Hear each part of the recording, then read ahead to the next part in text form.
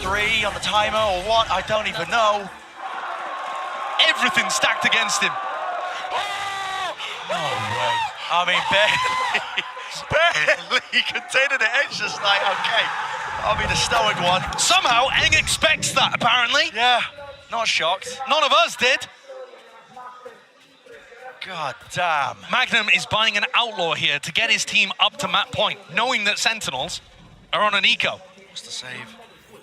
And the ults are all in favor of KC, really. There are still ults over on the side of Sen too. Do they choose to use them? They're hard stacking. There's 5 players. I don't know what gives this read away. It just seems to be a gamble. Zelsis forwards.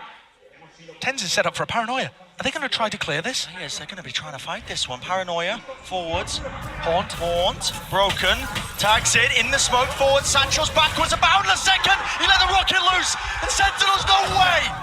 From the jaws of defeat, they're trying to take it back. Magnum has taken so much damage in the mix of things, 3 HP, Spike, retrieved, backing away, not quite, it's dropped down, and Sentinels, out of nowhere!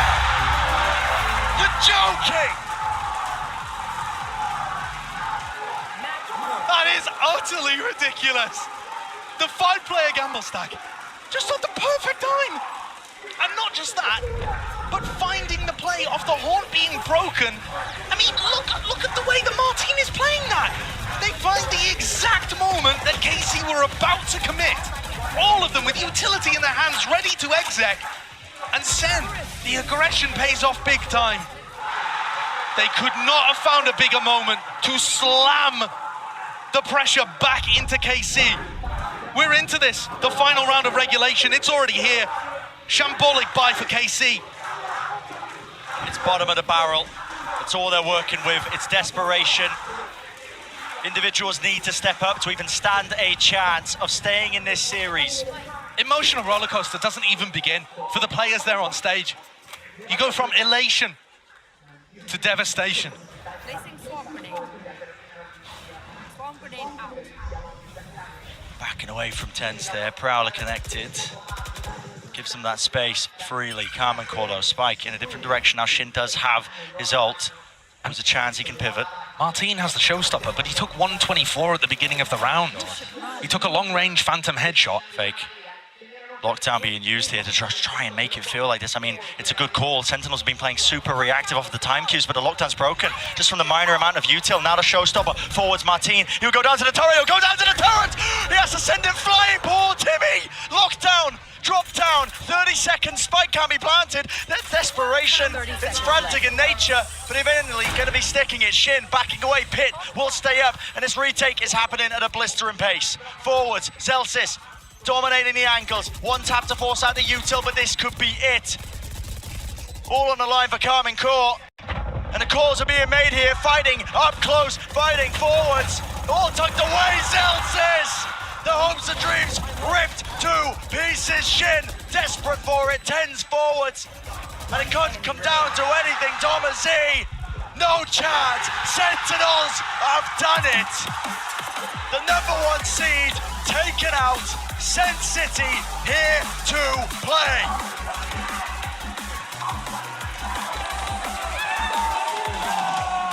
Oh, despite it being a 2-0, this match delivered. Those final moments are just bonkers.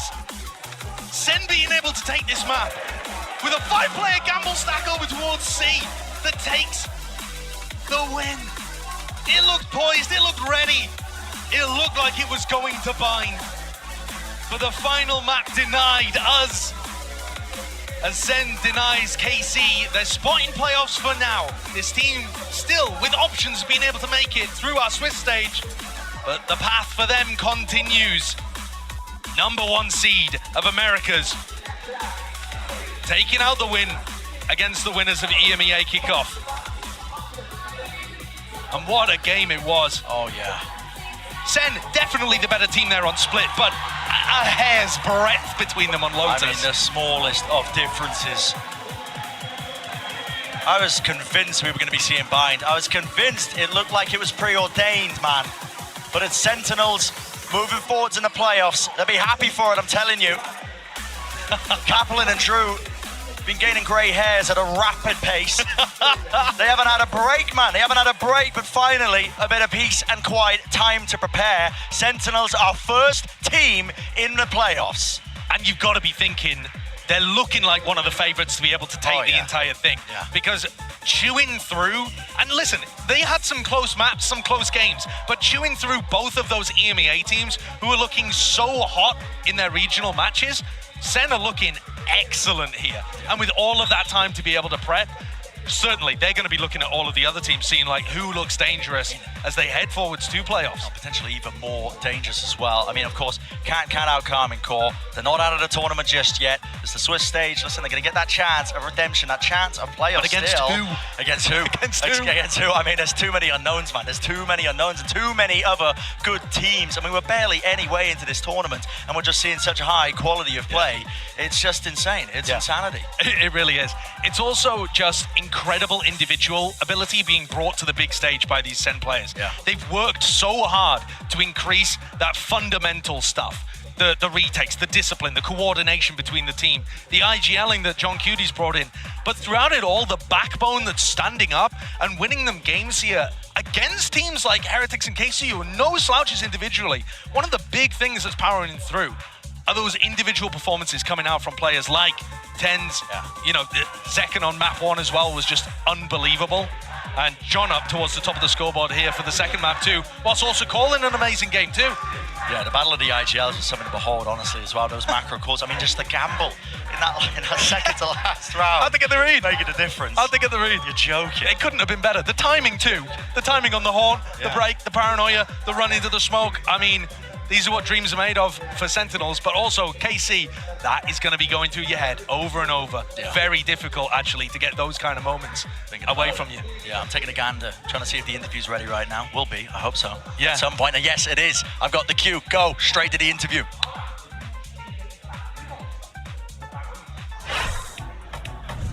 What's up, everybody? Let's give it up for Sentinels one more time. Yes. I'm here joined by QT, and we're going to have a little bit of we want to hear the feelings after this matchup. Estoy aquí con John QT. Vamos a hacerle unas cuantas preguntas sobre este partido. First of all, after failing to win Ascension, getting back to with your coach, getting here, making it to the big stage. Now you're on to playoffs. I assuming that you're feeling amazing and crazy, but how different is actually IGLing and preparing for Americas compared to this? It's not much different. We just have our process that we follow. We just trust our protocols. We're approaching the games the same as we approach them in Americas, pretty much. Just making sure we understand how the other teams play and how we want to play, and just trust ourselves, pretty much. Le he preguntado sobre, obviamente, se tiene que estar sintiendo encima de una nube por toda la trayectoria que ha tenido y estar ahora aquí, ser además el primer equipo que se clasifica a los playoffs. Le he preguntado cómo es de diferente prepararse para América que prepararse para aquí. Y dicen que básicamente hay que confiar en sus protocolos, en lo que tienen preparado y que la diferencia realmente es mínima. Okay, you say that the difference is not really there, right? But coming into today's matchup, knowing that you barely had any time to rest, how was the preparation, if there was any, especially, you know, with the maps and everything that we saw? The preparation wasn't that long, to be honest, because we had no time. We just made sure to trust ourselves, discuss the veto, and the coaches watched the games. I also watched the game, and we pretty much just predicted the veto. I watched their Lotusans play. I was very aware of how they played, and they didn't change much, so it wasn't that hard. What was the hardest thing to adapt within the game for you? The hardest thing was just to make sure we're not nervous. I think yesterday we definitely played bad and we still won, but we were very shaky, making stupid mistakes, stuff that we're not used to do. So I just made sure that everyone stayed comfortable and played well. Le he preguntado que también cómo se ha preparado con tan poco tiempo, ¿no? Después de que ayer fueran el último partido y hoy el primero. Dice que tampoco ha habido mucha diferencia entre lo que Carmine Corp ha hecho en días anteriores y lo que han hecho hoy. Con lo que más dificultad han tenido sí que ha dicho que es con mantener las energías y no cometer los mismos errores pequeños que cometieron en el día de ayer. Well, thank you very much, John QT. Let's hear it one more time for Sentinels as they make it to playoffs. Nos vamos a ir a un cortito descanso, pero no os preocupéis porque tenemos más partidos. Don't go anywhere. We have another matchup coming up next. Gen G versus EDG.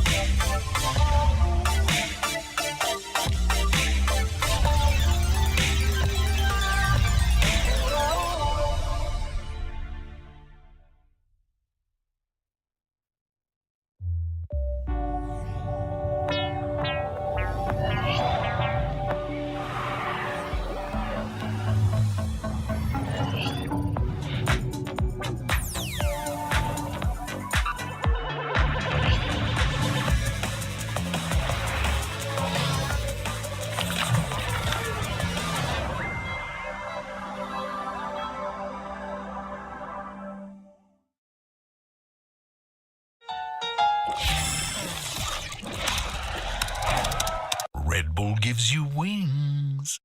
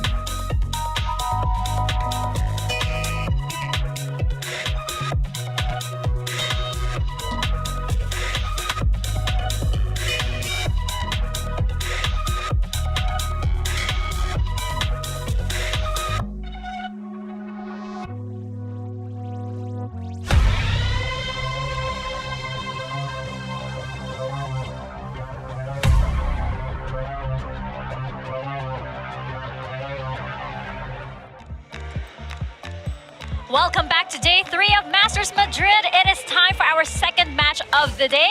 China's #1 seed Edward Gaming versus Pacific's #1 seed Gen G. I'm Mika Fabs, back on the desk once again with Mimi and Kakuka. I hope you ladies are ready for another banger match today. I was hoping for more from that first one, honestly. I know. Loved We a wanted map a map 3. But this series is going to be so exciting as well. I feel like it's been a long time coming for the best of these two regions in kind of their new form, with Gen G taking over that crown in Pacific to have a match. Yeah, exactly. And especially after EDG getting the final win against PaperX, I feel like everything is coming to fruition. Sometimes when we talk about the placements from the teams coming into the tournament, I think that both these teams really deserve that top 1. Gen G proved it the other day, and so did EDG. Oh yeah, there were a lot of big surprises that happened the other day, and that's how these teams came to this point, right? But there was also a lot of trash talk about this match, and I just love it. Here's what Munchkin had to say about this match. Are you ready, Kang Kang? Not like full trash, like recycling talk maybe, but both these players. A little light. That's but a saying now, Bea, and you can't stop that. Yeah, I won't stop you. I'm never. From the beginning of LCQs, many Japanese fans call me the god of operator, but now I want them to know I'm the god of duelist. Every Kung Kung quote is so hard. It's so like, metal. I mean, they it's so chew metal. their bones to like pieces, or how was it? Like, Yeah, I'm like, gonna chew my opponent's bones to dust, I think? Something like that. He's crazy. You know what? with the If quotes. ever Valorant has like a heavy metal kind of theme, and the lyrics of like the opening song should be like Kang Kang's quotes. I feel like that's what. I feel also like in the past he was more about the teams. I like the fact that he's humbling a little bit more. You know, I think that he's taking a step He's back. focused on himself. Yes. I think that's a good thing. That's a good thing. No. Yeah, I think it's great. I think that the evolution that we're seeing within the players themselves and the personalities coming into emerging with the rest of the community that we already have is perfect. Well, I guess, you know, when you talk about EDG, you usually talk about Kang Kang, but there's so many other players that are really delivering. There's actually nobody else to talk about. There's nobody else to talk about, really. Well, let's send it over to Golden Boy and hear from EDG's Nobody.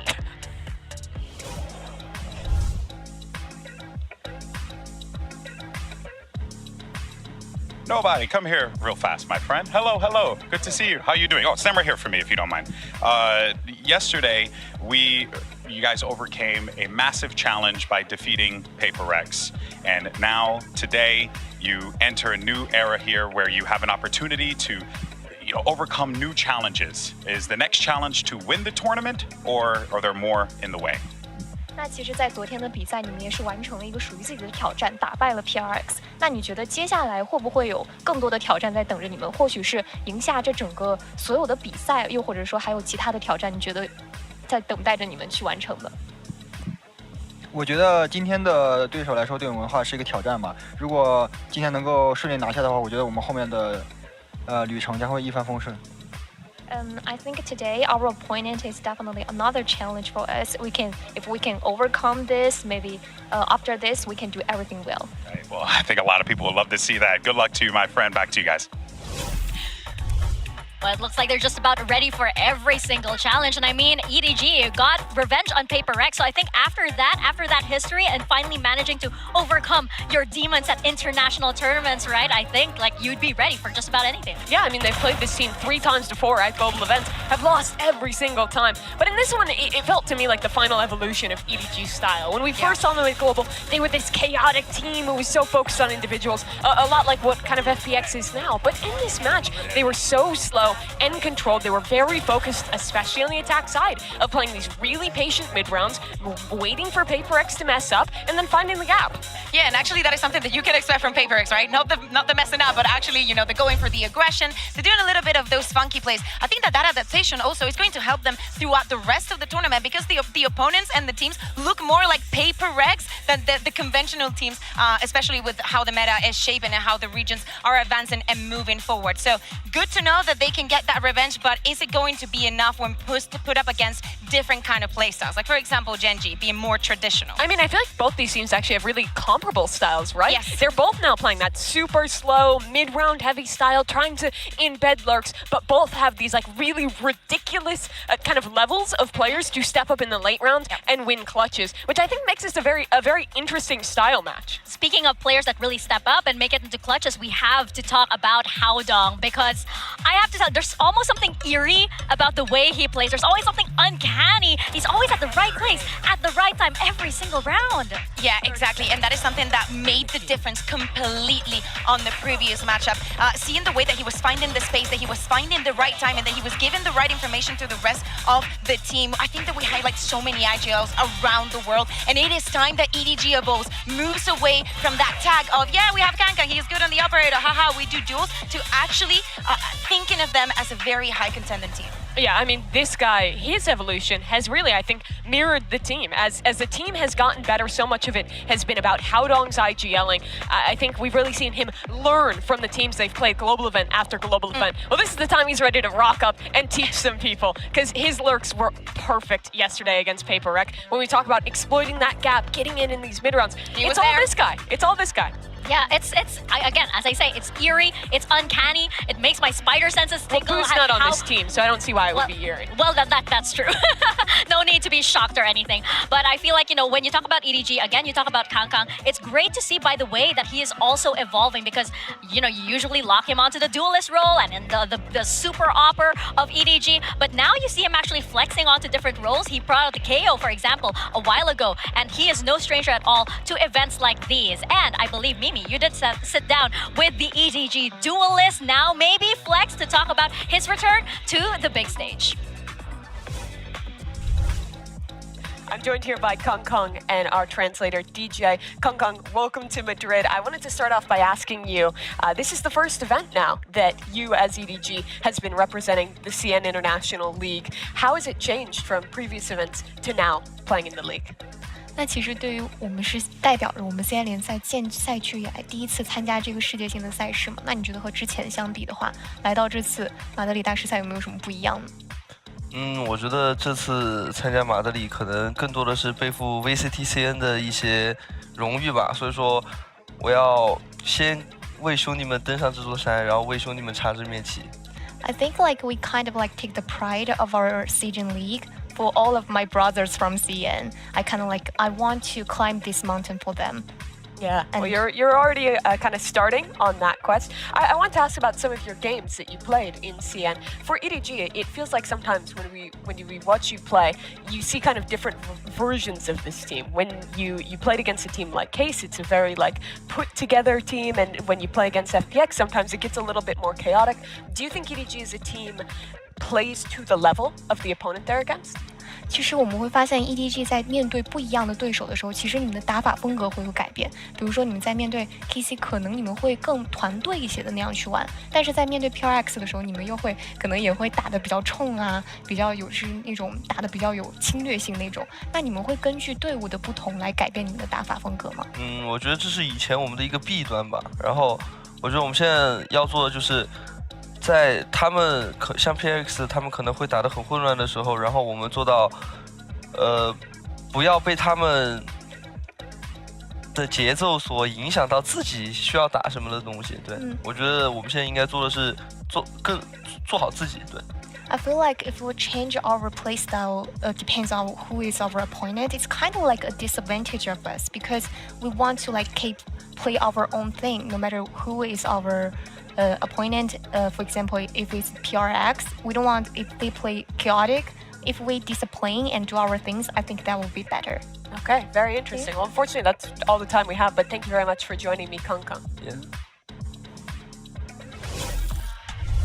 Well, Kang Kang talking about scaling mountains, and the next challenge, the next mountain that they have to scale will be Gen G. This was their first global qualification, and right out of the gate, they took down Loud of all of the teams. Yeah, I mean, Genji's debut showed that Pacific was not a fluke. It wasn't just a one-off to go out there and beat a team like Paper X. This squad was here to play. Loud came out playing some funky comps. They went back. They changed onto a Yoru on their ascent. They did a lot of stuff that I think would be really hard to deal with as a team seeing it for the first time. And Genji adapted to it incredibly well. Again, comparable to EDG, this team does a great job at slowing down these rounds, not letting themselves get dragged into the chaos, and instead setting up to find the right mid-round idea and adapt to even these weirder comps very well. And we've been so excited to see, faces coming back and new faces. Lakia is one of them. I think that he had a good day.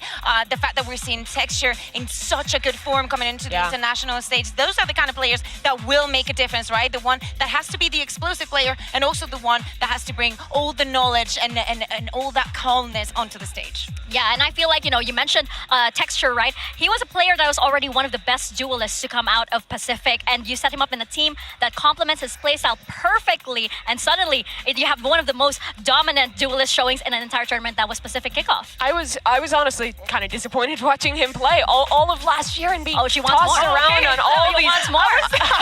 Okay.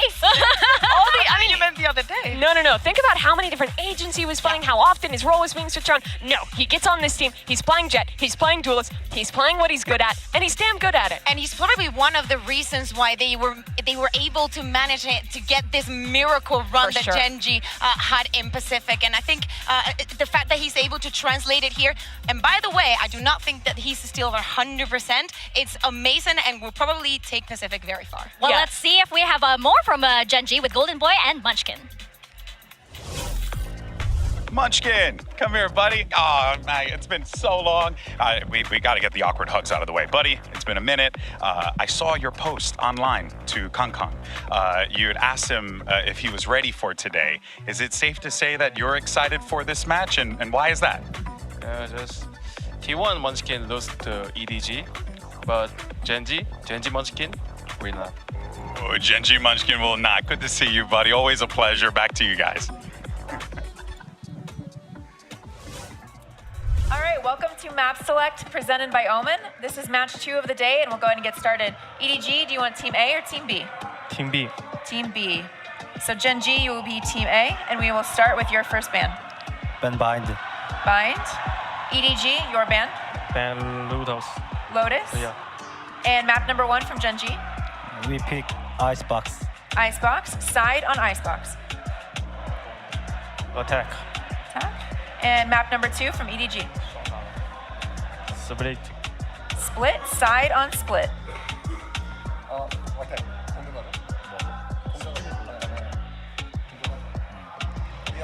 Attack. Okay, next set of bands starting with Gen.G, you have Ascent, Breeze, and Sunset.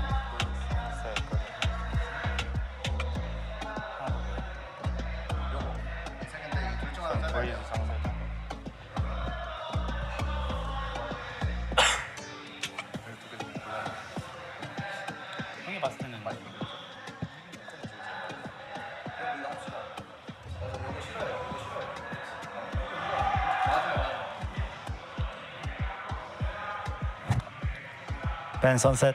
Ban Sunset. Your ban, you have Ascent and Breeze. Ban Ascent. Okay. So map number 3 by default is going to be Breeze, Gen.G, side on Breeze. Attack. Attack. All right. Good luck to you both.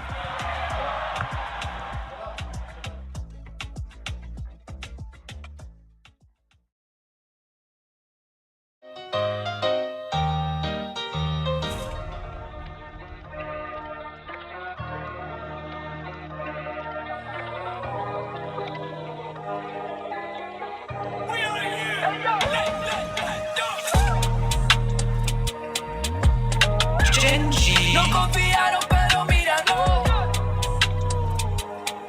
Llego con los míos y la grada explota. Le di la razón al que me quiso ver bien. Lo soñé en mi habitación y ahora en primera me ven. No te hablo del avión. Vine por mi cinturón.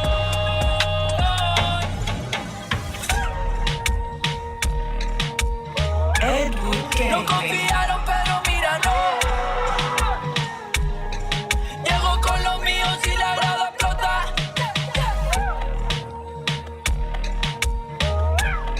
No confiaron, pero mira, no. Llego con los míos y la grada explota.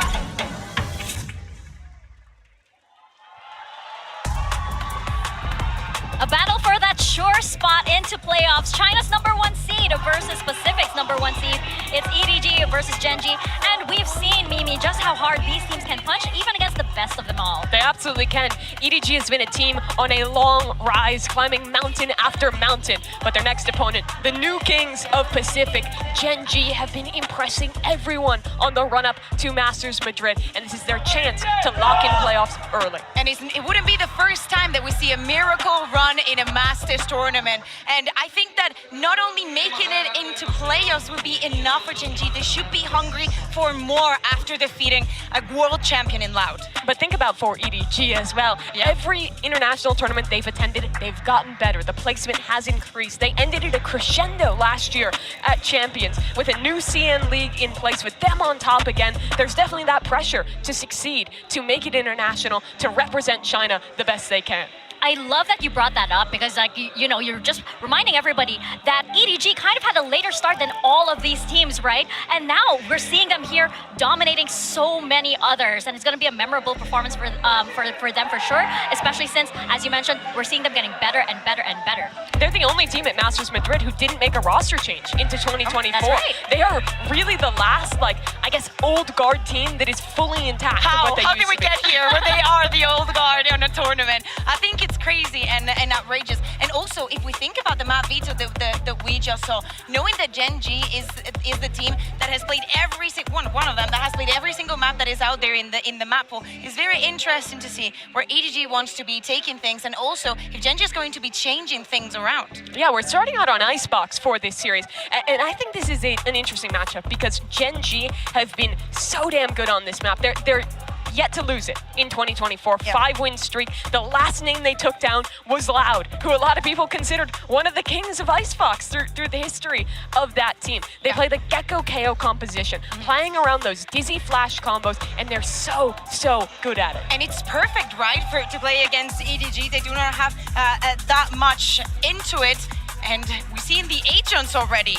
Yeah, and no changes here. EDG have been playing this comp at home in China. The comparison is playing into that Sova versus that KO. Both these comps play pretty similar when they're on the attacking side. They don't have that Sage Wall, they don't have the Harbor utility, so on their B hits, they have to be fighting forward, going for space. So what I'm looking at in this series is Kung Kung and Texture, two Jet players that we know are incredible, and how well they can be set up to take space forward and allow that plant to come down, or to win the retakes. Yeah, and I want something else. I want to see the Gecko making and being the difference. I want to not give them the space that they want and actually finding not only the lurkins but the right timings to go into execute. Well, we're all set for our second match of the day. Let's send it over to our casters. It's Mitch and Tom.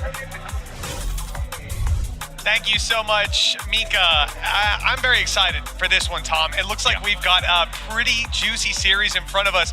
You want to throw out a favorite before we go into it? Any predictions? Oh, that's brutal. Throw you under the bus today. I think I'm slightly leading the way of Genji. I think they've been in slightly better form, but EDG are one of those teams that they're on the war path, is the way I want to put it. They are slowly improving better and better, and their game versus Payprex showed they could weather the storm.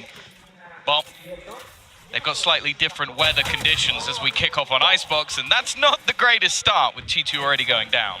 Yeah, losing out on their Killjoy. A lot of space behind them's now wide open for Genji to take. So they've got to be a little quicker or move back towards the site, make this a brief site take. Instead, it's going to be much faster as they look to fight on the site. Meteor good for one at least, keeping numbers in favor, but Haodong, this man was impressive, able to constantly get behind enemies, but this time he's taking them head on. 3 kills already, and EDG are back in the round. A 4th just around the corner with Munchkin so desperately low, but Haodong falls. Texture putting up one hell of a fight. Connections, another with the headshot on Smoggy, and nobody, 68 HP. Texture's gonna find it hard to get him dropped with 2 bullets left. He needs to be precise, and he has no idea where nobody has snuck off to. Texture creates some space to pop the reload, back to 6 bullets. A bit more spam ability, and he's right in the corner! Only 1 shot! And he needed both to land. That is 1-0 for EDG. Yeah, a real back and forth in the initial pistol, and already seeing a little bit of what this man Texture can do with the Sheriff. Definitely fearsome opposition. But I do like this, sort of a slightly more direct approach initially from that side of EDG, just looking to take their way straight in towards the side. Even Texture can bail them out of this one. Of course, just looking at this map in general, we've already seen the actually very, very good attack sides coming out of the side of Gen G. So they're starting on the weaker half, and for EDG, they really struggled. But we've only seen them play it versus FPX, who, I'll be honest with you, that's not a litmus test of how you play a map, because FPX are playing the double duelist, Reyna, Jet, aggro, crazy style of play. So I don't think that it's something to really worry about too much in terms of that match going down poorly. And for EDG, obviously getting off to those good starts, being able to build the economy up a little bit, is a good place to be. Well, Tom, we've seen the famous words pop up on the screen. Of course, we're in a technical pause here after just the first round. Best time for it. You know, realistically, if you're halfway through a series, that can really break momentum for any team. But right off the bat of the pistol, it's going to give more time to Kankan, for example, who had already decided to purchase an Outlaw. Now, this is something I am thrilled to see. I look back at one of their previous Icebox games, didn't see them purchasing the Outlaw, and got very sad because Kankan is one of the strongest snipers we see floating around the international scene. And I just think he can maximize the potential of this weapon. So super excited to see if he keeps that, what he can do with it. But for now, we're going to be sitting in this tech pause while Gen G get their gear fixed up. Yeah, I think this is a match filled with storylines as well. Like, you're looking at Lakia looking to make his way back to a playoffs after a career that hasn't been where it should be. I think that's the best way to put it. He peaked in New Term and now has been on his way back through the entirety of his previous rosters. For Gen G as an organization, this is a real opportunity for them to get into the playoffs. A team that last year started strong but then underperformed, now have an opportunity to do it at a Masters. For the side of EDG, this is a story of, can we now see China overtake Pacific? Because that's the thing, they've been pretty close a couple of times. They've battled versus Paper X many a time and finally beat them just yesterday. Now they have an opportunity to take down both Pacific teams and become, well, basically the kings of Asia. That's what we're looking at here. So it really is an important matchup for either side. Gen G to finally sort of prove themselves, and even just sort of what we saw from Munchkin earlier, the sort of like, okay, I lost to them on T1, but I'm not losing to them here. Maybe just feeling that little bit extra confidence with his new roster, with his new team. Well, Tom, it looks like we're back. We got to see actually a pretty cool over the shoulder of them just testing it there at the end. Mouse is back online, game's running smooth, and so the game is running right back into things with EDG 1-0 up. As we can see, Kankan didn't decide to take the Outlaw. He's gone instead for the Guardian. Different uses, different ideas. This attack side, nice and slow, little bit of A control. They had the recon go up, but it was contested by the side of Gen G. They've refocused and they look towards the B site. Drone clearing out a ton, and a Viper wall that they can easily push towards the site with. You don't imagine Gen G will be playing ahead of that with their pistols. Normally in these sort of rounds, you expect Gen G to, like, they'll have utility to deny these plants. Like, you're talking about nano swarms, snake bites, you're talking about the mosh, fragments. But this is a low buy round, so they haven't used any of that. So it gives a lot easier access, because that's always one of the things we talk about with this sort of composition being run by EDG. They have to take a lot more control to get that plant down. In this sort of round though, just a farming exercise, a chance for Kankan to really build up those orbs. You know what, he's still gonna get a couple. Still makes it a little bit costly.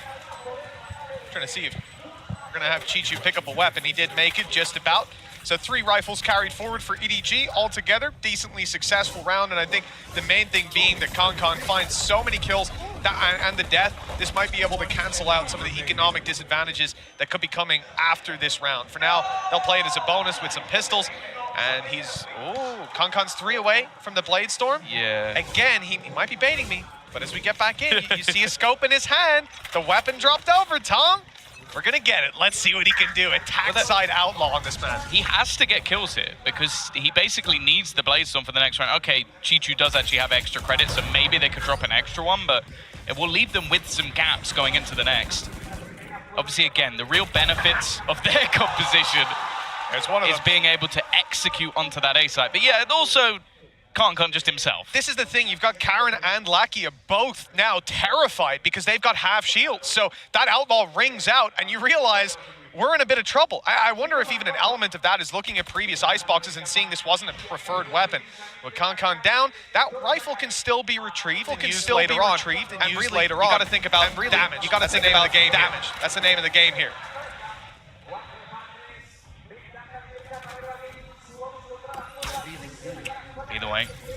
Either way, we are going to see them building up back towards this A site again.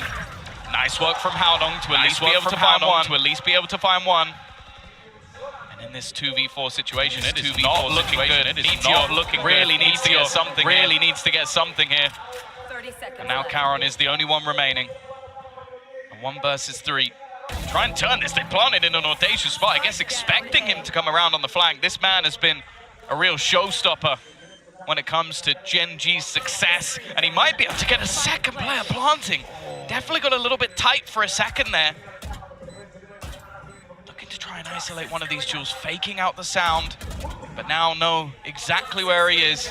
Needs to try and drop one of them, and Haodong is waiting on the other side. Great start to this map from EDG. Well, we've seen these leads fumbled before the 3-0 and the immediate bite back, but this one, it has a very sweet taste for the EDG fans.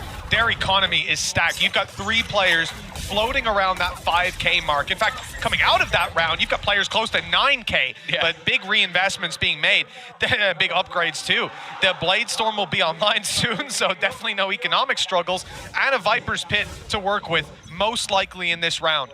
Will it be used in this round? That's a different question, but these are huge pieces of utility and abilities to have, where Gen G now find themselves trailing and on an eco.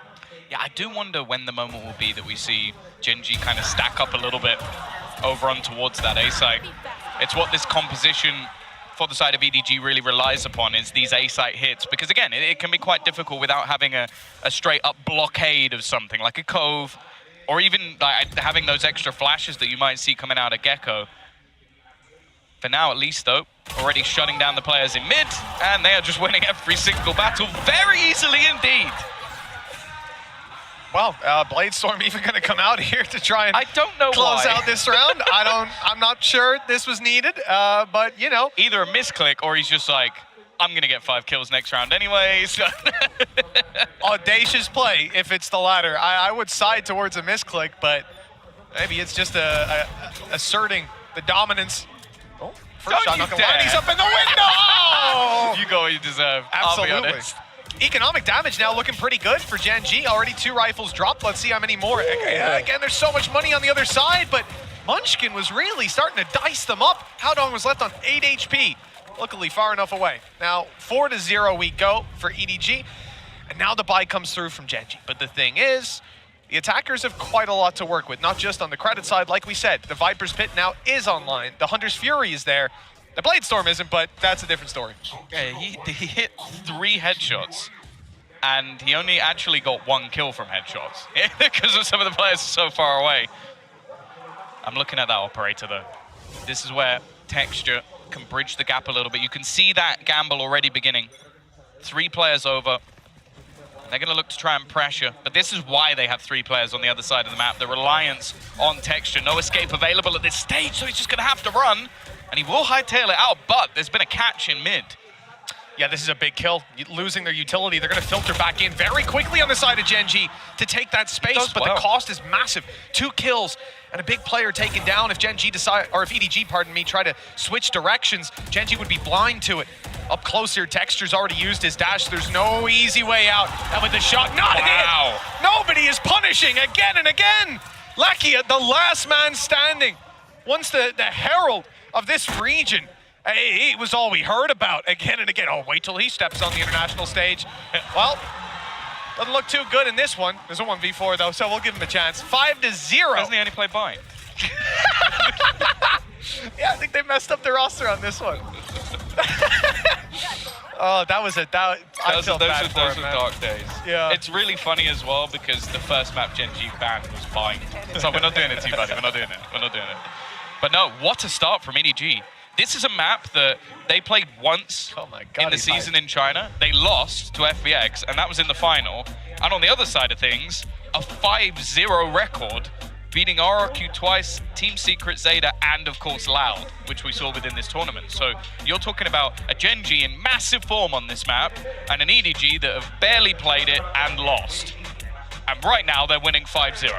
Well, the sign in the audience might be spot on, op long, and right here they've given an op over to Kankan. An opportunity for EDG to further extend that score line. Their opponents not having a lot of credits. They're going to be coming in with a couple rifles, maybe a big iron on a couple players' hips. But for the most part, it's not going to be pretty. Tom, this is a flying start for EDG on their attack side. Do we expect Gen G to turn it around on the next? It's what's possible. What's their minimum, their benchmark? I'm looking at this round purely because Texture is a Bladestorm. Okay. He is one of the OGs when it comes to the Korean Jet, and if he starts hitting his shot, that's why they've actually invested a decent amount. Like Munchkin's bought a rifle, along Karon has as well, but I genuinely think they believe they can win this round when Texture has a Bladestorm. He is that good. Well, he's had a tough time when it came to the operator up on B. And one of the other things is the consistent knife coming out of Smoggy early on sort of deters that early aggression. You're never really going to have a chance to actually use it now. You have heard that Bladestorm pop. He's lost it. And he's gone for a moment. It will be back, and there's no pressure immediately applied, but they are keeping 3 players towards the B site, and this is exactly what EDG want. The rotates just now started for Gen G, but EDG are already knocking on the door of A. It's all about pace here. How soon they're going to actually commit to this? It looks like not soon enough. Texture has rotated in, and in fact, Karen's on the way to help out. It's going to be a stacked site, and Munchkin at least grabs one. This is what we needed to see, and Texture now canceled out completely. Yeah.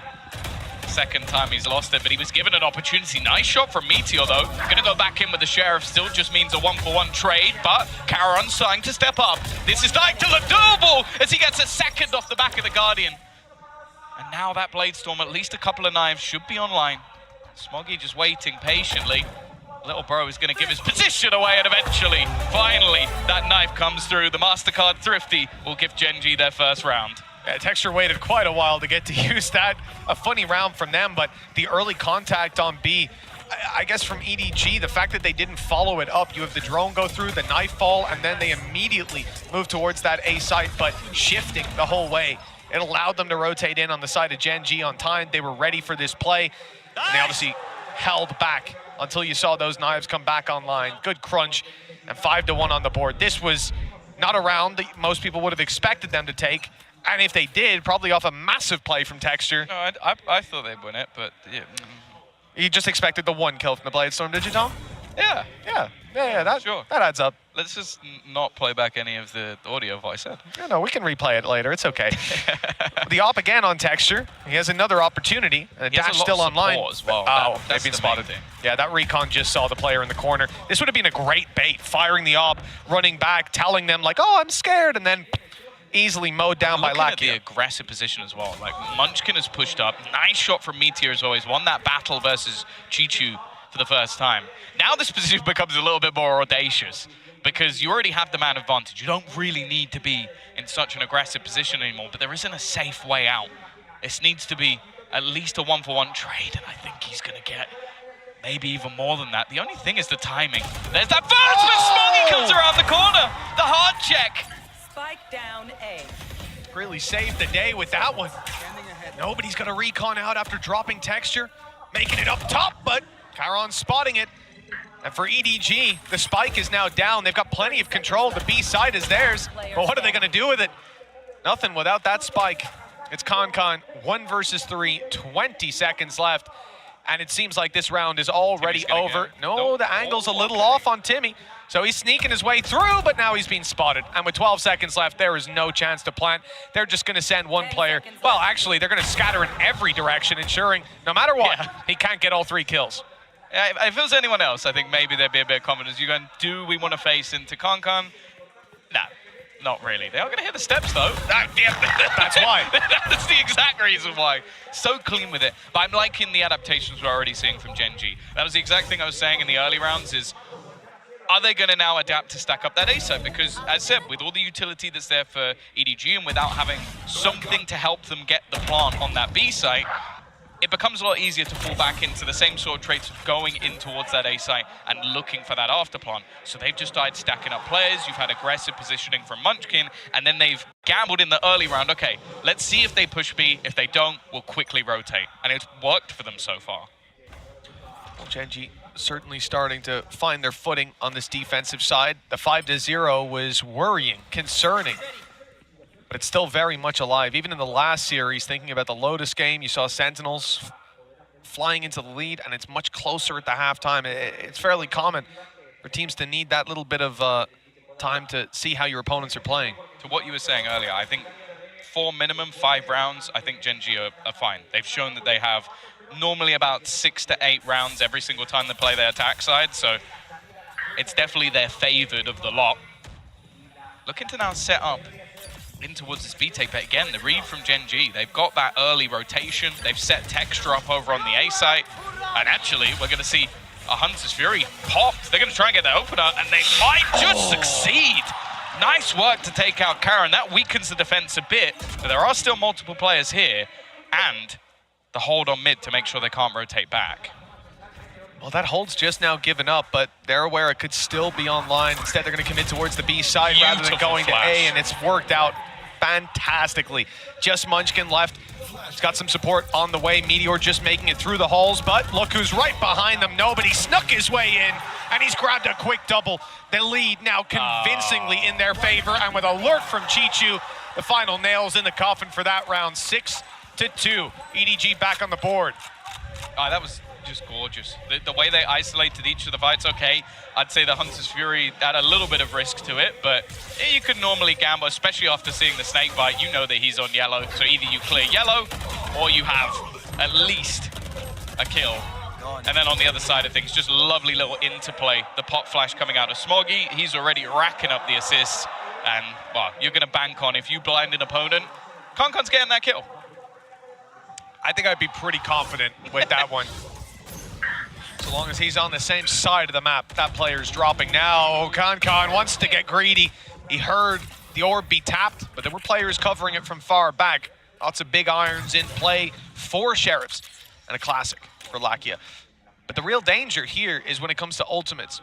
Retake with a Viper's Pit, even the pistols can be deadly inside of that, and a Thrash online as well.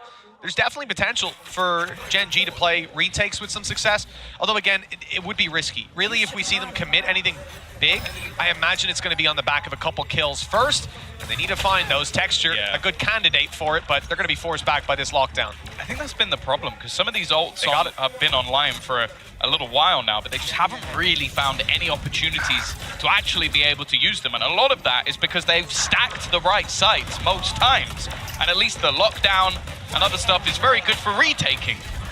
Again, they do a little bit of damage, but ultimately, Mitch, not really much to write home about. No, and I think certainly not with the amount of credits that are in play for most of the EDG players. Even the reinvestments will keep them with a 2-round buffer. So for Gen.G, coming towards the latter stage of this half with just a couple rounds left to compete for, yeah, it's not ideal. They have those 2 rounds 6 and 7 under their belt. Things were looking good, but we do need to see them build the rest of those foundations fairly soon. And, well, Tom, you've just pointed at my screen, and I almost just don't want to bring it up. But, yeah, I said Lakia has had a tough time. It's He's the still no having a tough assists time. as well. Like, it means that so far there's been almost literally no impact, which is a pretty scary prospect. I've loved the way that they've used this combination of Gecko and KO in the past. So far, it's just not really been there. Oh, Kankan has definitely a little bit of extra sound. I don't think it's ludicrous to say that Gen.G have a decent idea of where they're going. Already 3 players sat within the A site. Alert from Chichu. This battle between him and Meteor has been a regular occurrence, but this time it looks like it might go amiss.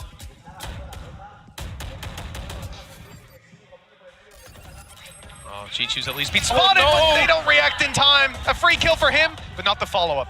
Meteor's at least able to keep this control, as the lockdown now is a big threat for EDG. They're going to give up the site control. Spams on the way as they retreat. Concon keeping their back secure, but a Viper's Pit to stop them from getting back into the site, to stop them from keeping their Viper's Pit online. EDG completely shut out of the A site. Now they've got to go looking elsewhere, but in fact, they've already gone looking elsewhere. They've pushed up mid, made it through the tube. They'll be spotted immediately by the turret, but with 5 HP here, a big threat for Texture. He's got an op that can one-hit them. If they've got anything, they can one-hit him back. Yeah, they still have the spike over on A, though. They are still going in this direction. Haodong needs to find something here, and he does. It leaves it down to just one player actually within the site. They have to go running in, though. Karon might be able to just ruin their day, and that's exactly what he'll do. 3 kills, a good reaction initially off the back of the Viper's pit, but also a solid hold as he was the last point of defense. And just a really good read from him as well, that if he sits inside that pit, they'll push in. If they go through the pit, probably he gets them both, but there's a rope right up top, and it's dangerous. Instead, he just waits for them, lets them try to jump straight through to get the plant. The time was what was putting the pressure on them. Yeah.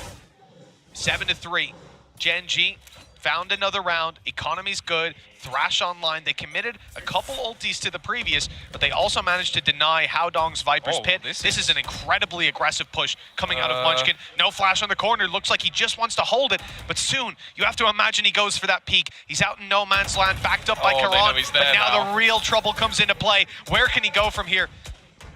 Oh, they haven't actually pressured. I guess at this point, they expect that there's an operator on the angle. Yeah. So they don't gonna go pushing around that corner and give Texture a free kill. Little do they know, Texture actually isn't there at all. He's on the other side of the map, and again has a little bit of aggressive support from Lakia. A slower approach though from EDG, and this is what works for them. They've been very good at pulling those rotations. The calls from Haodong have been fantastic. For now at least, looking like a similar setup to what we've seen before. Now, Karan has to be careful. He got isolated last time. In fact, he's playing anti-flash, ready for it, and will even pick off that first kill. He's done extremely well. They know he's here, but the backup is covering him until he swings into Kankan. A dangerous play for anyone to make. One that, well, was punished that time, but the trade is good. 2 versus 4.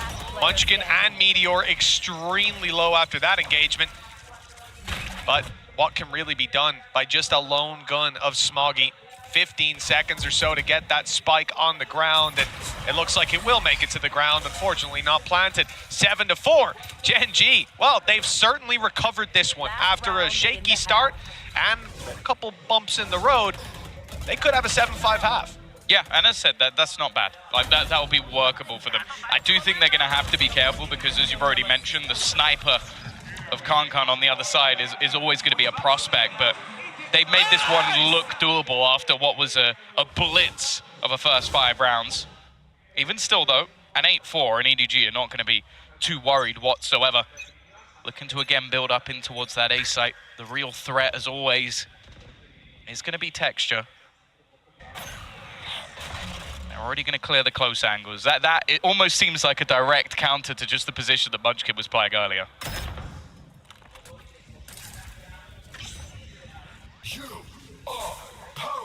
Well, here comes the null command, and assumably the rest of the EDG squad will be following up with it. A full play towards the A site. And Lakia seems to be point of contact. It's nobody to find one with Texture down. Munchkin soon to follow, but EDG find a roadblock. Lakia just the one before he falls, as the defensive side is now locked out. 2 versus 3. Meteor, okay, he's caught nobody up top. The spike still not planted, but Smoggy finds both kills to close this one out. 8-4 at the halftime, a significant lead for EDG.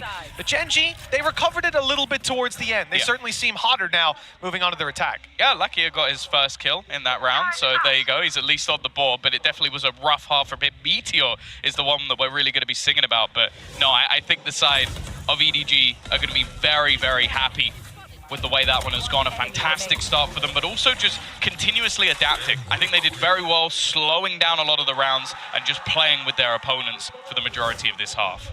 Yeah, most definitely. Well, on the side of Gen G, they've gotten warmed up, but I want to hear what Chichu had to say earlier on in an interview. Let's see. Hello， 大家好，我是 EDG 的球球，我在队里担任的是自由人的位置。我觉得赢下 Paperless 的感受是消除了这么久的争议吧，就是我们其实一直是有打赢他们的方法的，但是我们一直因为我们的心态没有放开，导致我们的操作很变形吧。因为我们在赛前的时候有看他们的比赛录像，他们是已经有拿出过这套阵容的，而且我们在赛前我们有很多的研究去如何去应对他这个。我觉得今天浩东是今天潜伏的最好的吧，他今天在图2的时候扮演的对我们的帮助很大很大，工作了，我觉得对我们今天掰平比分很重要，对。然后图3的话，我觉得就是我们整体的一个协同跟练习了这么久的战术的一个展现吧。Smoke is held on. Managed to get one. The Boombot's done a significant amount of damage, but he's still in the corner. They haven't spotted him. Still just surviving now. Chi-Chu's found another as well. I don't know how these rounds are going down in the fashion they are. Howdong still alive. How has no one cleared this match? 我觉得我们的信心就来自于我们的两位教练组吧，他们两位对我们的赛前的，就是如何针对对面做出了很多他们各自的想法吧，然后去帮助我们去在赛前的训练的时候去练习，然后去适应可能会遇到的情况种种的变化吧，这就是我们现在临场比较厉害的一个点吧。我想对这些黑子来说，我知道我们一直以来我们队伍的争议很大吧，我不在乎黑子们说什么，我只知道我们的团队潜力很足。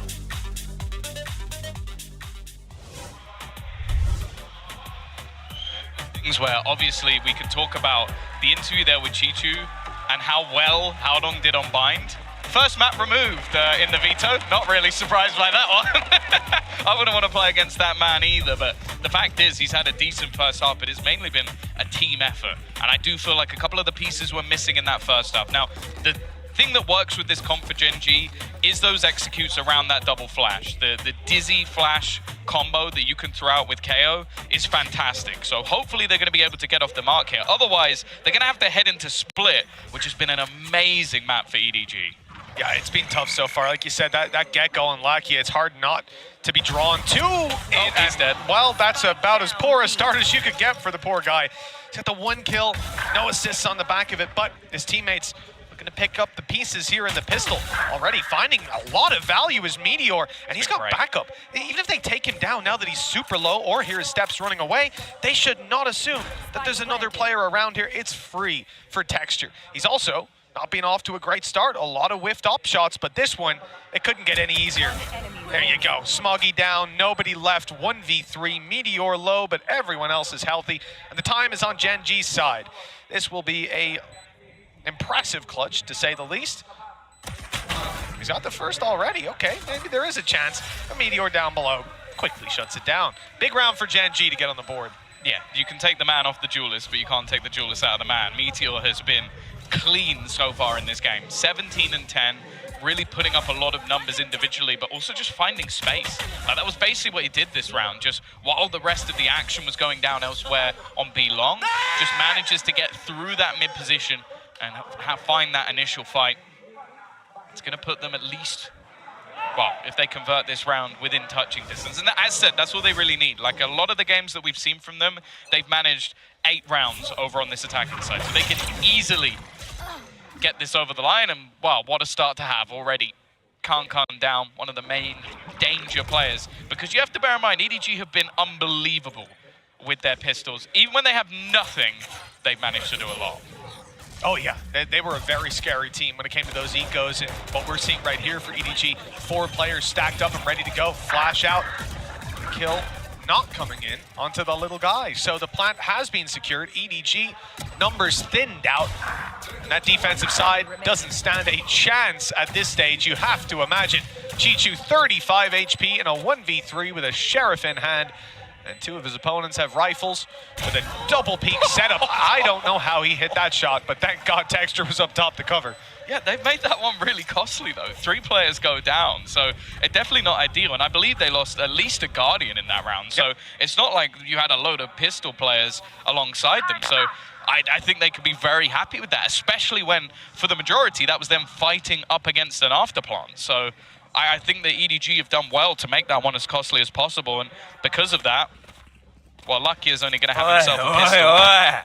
We'll see, though. These A-side takes is where I've really enjoyed watching this squad play. I think EDG know that. They've got 3 players here initially.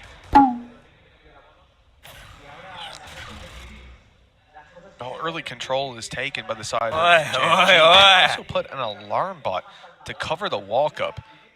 I mean, that's a very aggressive stance. I don't think we saw that.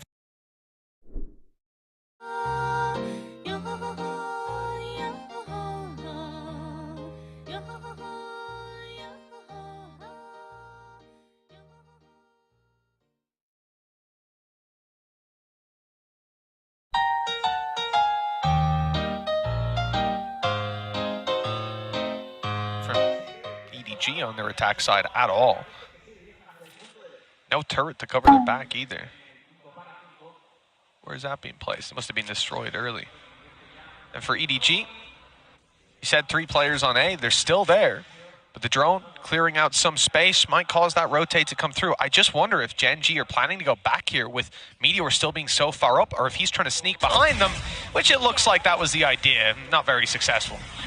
Oh, now you're going to have Lakia looking to try and lead the charge. There was a snake bite down. I don't know if that's actually going to deny it. No, it isn't. Far enough. Managed to reposition, so that's something at least. Already though with that man.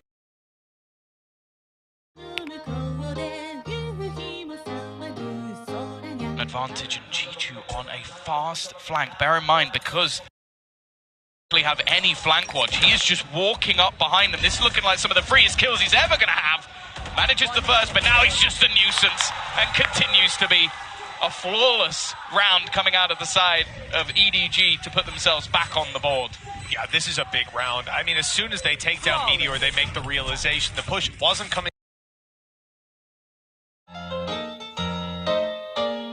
in there from the drone earlier, from the lack of footsteps and follow-ups and the lack of entry. There was no dash in, there was nobody taking the space, no flashes, just a guy sneaking up. That's clearly a lurk. Immediately the decision is made to go on that flank, and it was the right call. The value found absolutely massive.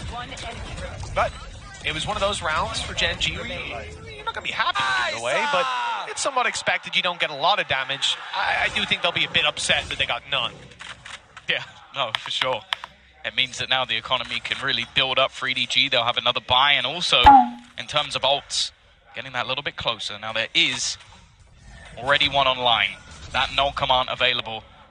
I like the audacity of Kankan to play this spot again. He got a kill from that in the last round. So you'd think it's going to be immediately checked, and I think it may have been. I don't know if Munchkin caught the angle, but Kankan definitely saw him, and here comes that double flash, but he's managed to avoid both. And Kankan, you can't allow him to survive in these sort of positions. Just continues his aggression.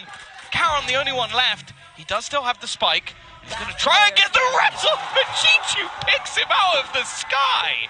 I think it's fair to say he expected that. Very nice crosshair placement from him. I assume that wasn't just a reactive shot, because that would be a little bit ridiculous. Double digits for EDG on the back of that round. And, you know, just looking at this, it's so smart. Kankan falls back, allows the contact to be taken by nobody, and then goes back out into heavy traffic. Yeah, you can see he was thinking about it. He tried to equalize things into a 2v2, at least use the res as a bait to force a fight. But it's not worked out. 10 rounds for EDG. Economy absolutely stacked, and Gen G going to be in trouble.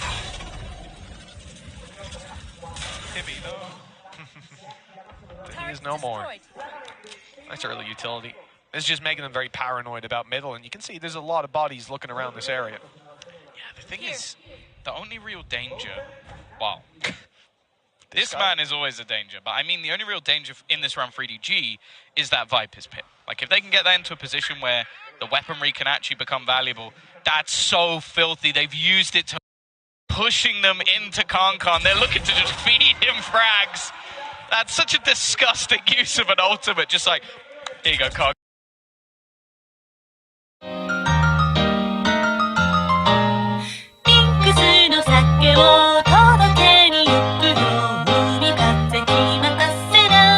He said, yeah. On the clock, it's now look to take the site, but go. They don't even get a chance to. Sprayed through the smoke immediately. 2 players holding on the next fight, and Kankan clean.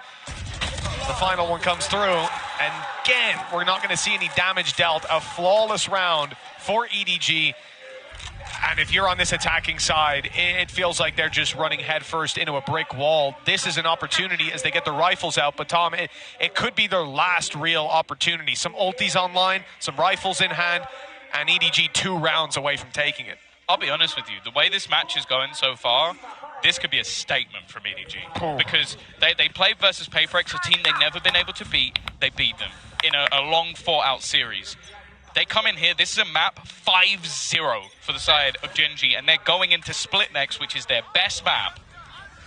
If they just demolish Gen.G here, I think we have to start switching our expectations.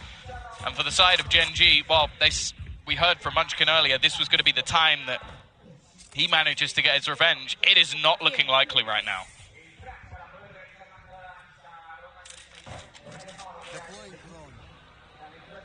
This drone's going to get so much information as well. Here comes the dash, and the dash out of Concon as well. He is repositioning and caught, falling out of the sky. Smoggy's made it out. And Shikaron goes down trying to kill him. Oh, no. Chichu has managed to get that kill. I think he was up top. Counter flash, but it shouldn't matter too much. The HP is so much in favor of their opponents. I don't know how EDG are going to find a gap in here. Oh, Tex just kind of got lost a little bit. No cover either. Somehow we're back in a 3v3. Yeah, the EDG have managed to create their own opportunities. The real problem, though, is the time on the clock and the amount of Gen.G players tucked away. EDG make the call. They go aggressive to try and root these players out of post-plant positions, but Meteor's got an angle, and up top, they've spotted that there's not one but 2 players ready to pounce. A good response from Gen.G. The gap is only 4. It's obtainable, but this road is filled with peril. Yeah, I'm not sure I feel like I believe at this point. There hasn't been too many convincing rounds, even when Gen.G have been winning it. We have multiple flawless rounds already. In with an operator and can still comfortably buy this round and the next. So this is already where the game changes.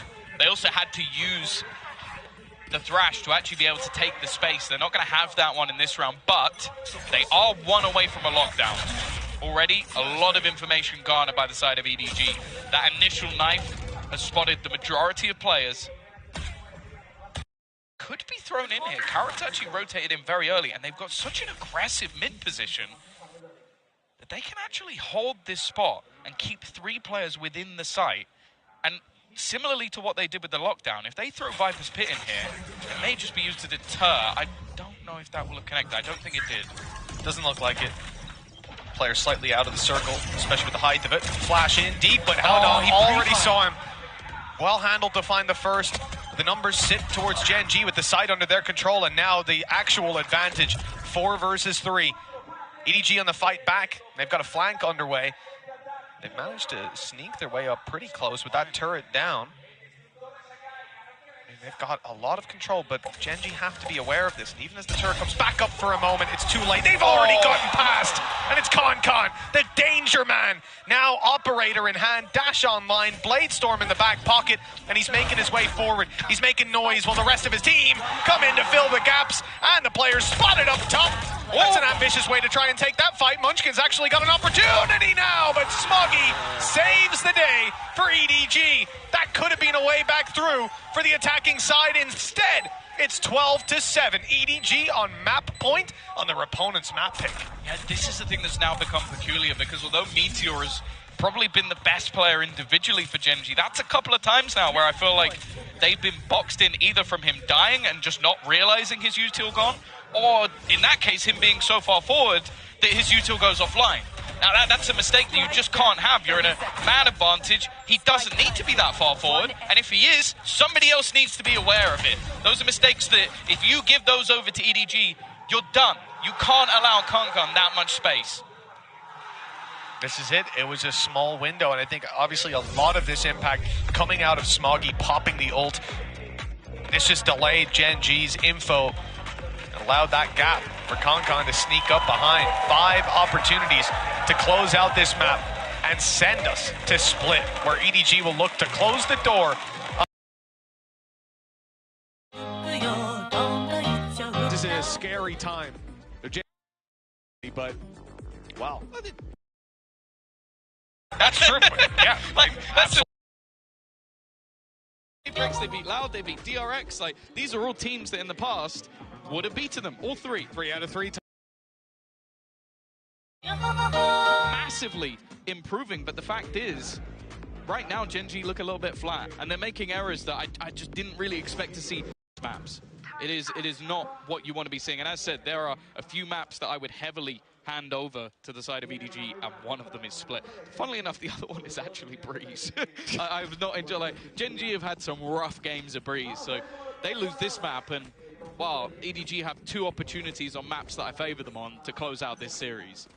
Well, you know, 4 ultimates is usually a very strong position, but more so for EDG. If they had 4, they could dump them all into a round and just claim 1 round win, move on to the next map. For Gen G, they have to be a bit more conscious of how they use these. So obviously off rip, you're going to see the Blade Storm pop to make up for the economic disadvantages. Munchkin also using his ultimate, the Null Command, I mean, robbing them of their abilities if they're close enough, and a Viper's Pit committed. So I said they need to reserve them. They have dumped them into this round, with a lockdown being the only thing they'll carry through to the next. I don't know if they will. That's the thing, if they keep it. Yeah, the Judge investment, I like it from Munchkin. He's going to play a close corner within this Viper's Pit. I feel like they almost need this one just to keep their economy strong, and they are utility dumping. Already Texture's going to pick off one, but so much util thrown into as he takes out Chichu along with it. Nobody trying to clear this backline. Somehow Kankan's found another. They may not get to use that ultimate at all because they're being picked apart. It's left all on to Karon, but the time is ticking low. If he gets this kill, it's surely done, and it will be. But he's going to go down with it. That was meant to be an economy builder as they spam all their ultimates bar one, and they don't even get a single player out alive. Yeah, that's, I mean, just take a look at the credits. No one's able to get their full shields alongside the rifles. Maybe one player is, but that's about it. This is going to be a really tough position to play from because, like we said, there's almost 2 ways you could look at it. Save the ultis and try to use 1, maybe 2, incrementally tick them over and use them as safety nets in these rounds, or dump them and build that economy. So you've got rifles. This is the worst of both worlds. It came down to Red Bull clutch. That's all you really need to know. So and now they've got it was to do clutched by the spike. I also, worth mentioning, I like EDG's approach to just not play heads up into the Viper's Pit, to move around the back and try to contend for the backside all the way down that laneway. It's a good idea, and you can see it very nearly worked for them. I think if Gen G had slightly less ultimates pop, he going? the round would have fallen away. This man's crazy. He hasn't even popped his dash yet. He also doesn't know that someone's already crossed to the other side. So this really is a very, very audacious play. He's dead. He's definitely dead. I don't know if that was maybe slight misinformation, but even still a filthy shot to open. The take in the meantime has come in onto the B site. Reed. Oh, no. A single bullet tapped and Chichu just ruins his opponent. They're not even going to get the spike down, and now this is a problem. Things become so much more difficult. The spam through from nobody is so clean. And now Texture, the hero, the man that has been highlighted throughout this tournament so far. He's got to find 3 to try and save them. The spike is down. Nobody has already spotted him on the angle. There is no hope. EDG come through with a dominant victory when it comes to map number 1. And they have their choice next. Yeah, this is where it gets scary, Tom. Like you said off camera coming into today that after we saw the veto, it looks like we're probably going to go to that map 3, right? We're set up for both teams to take their pick. Well, Gen G now find themselves quite a bit behind in this series with Split coming up next and Breeze afterwards. Don't go anywhere because we'll be breaking this one down after the break.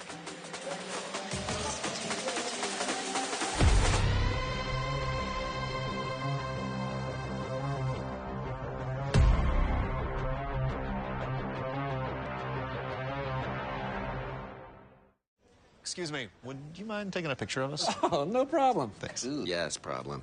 You need Verizon. Trade in that old thing and get a new iPhone 15 Pro with tons of storage, so you can take all the pics. So many selfies. A preposterous amount of panos! That means panoramic. And as many portraits of me as your heart desires. How about none? None, yeah, none feels right. Trade in any iPhone in any condition and get iPhone 15 Pro and iPad and Apple Watch SE all on us. Only on Verizon.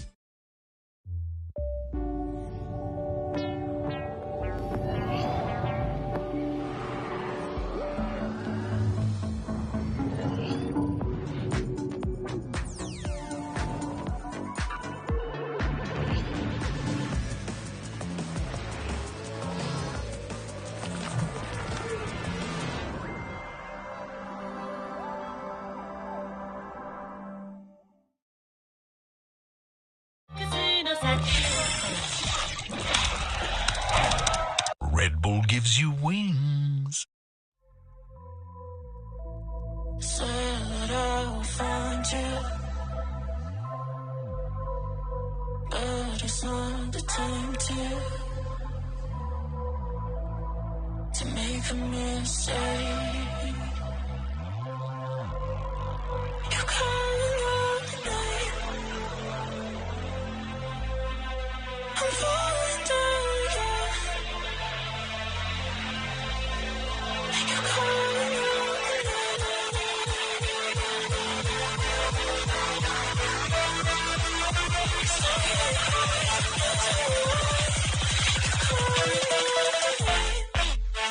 Ôi, ôi, ôi.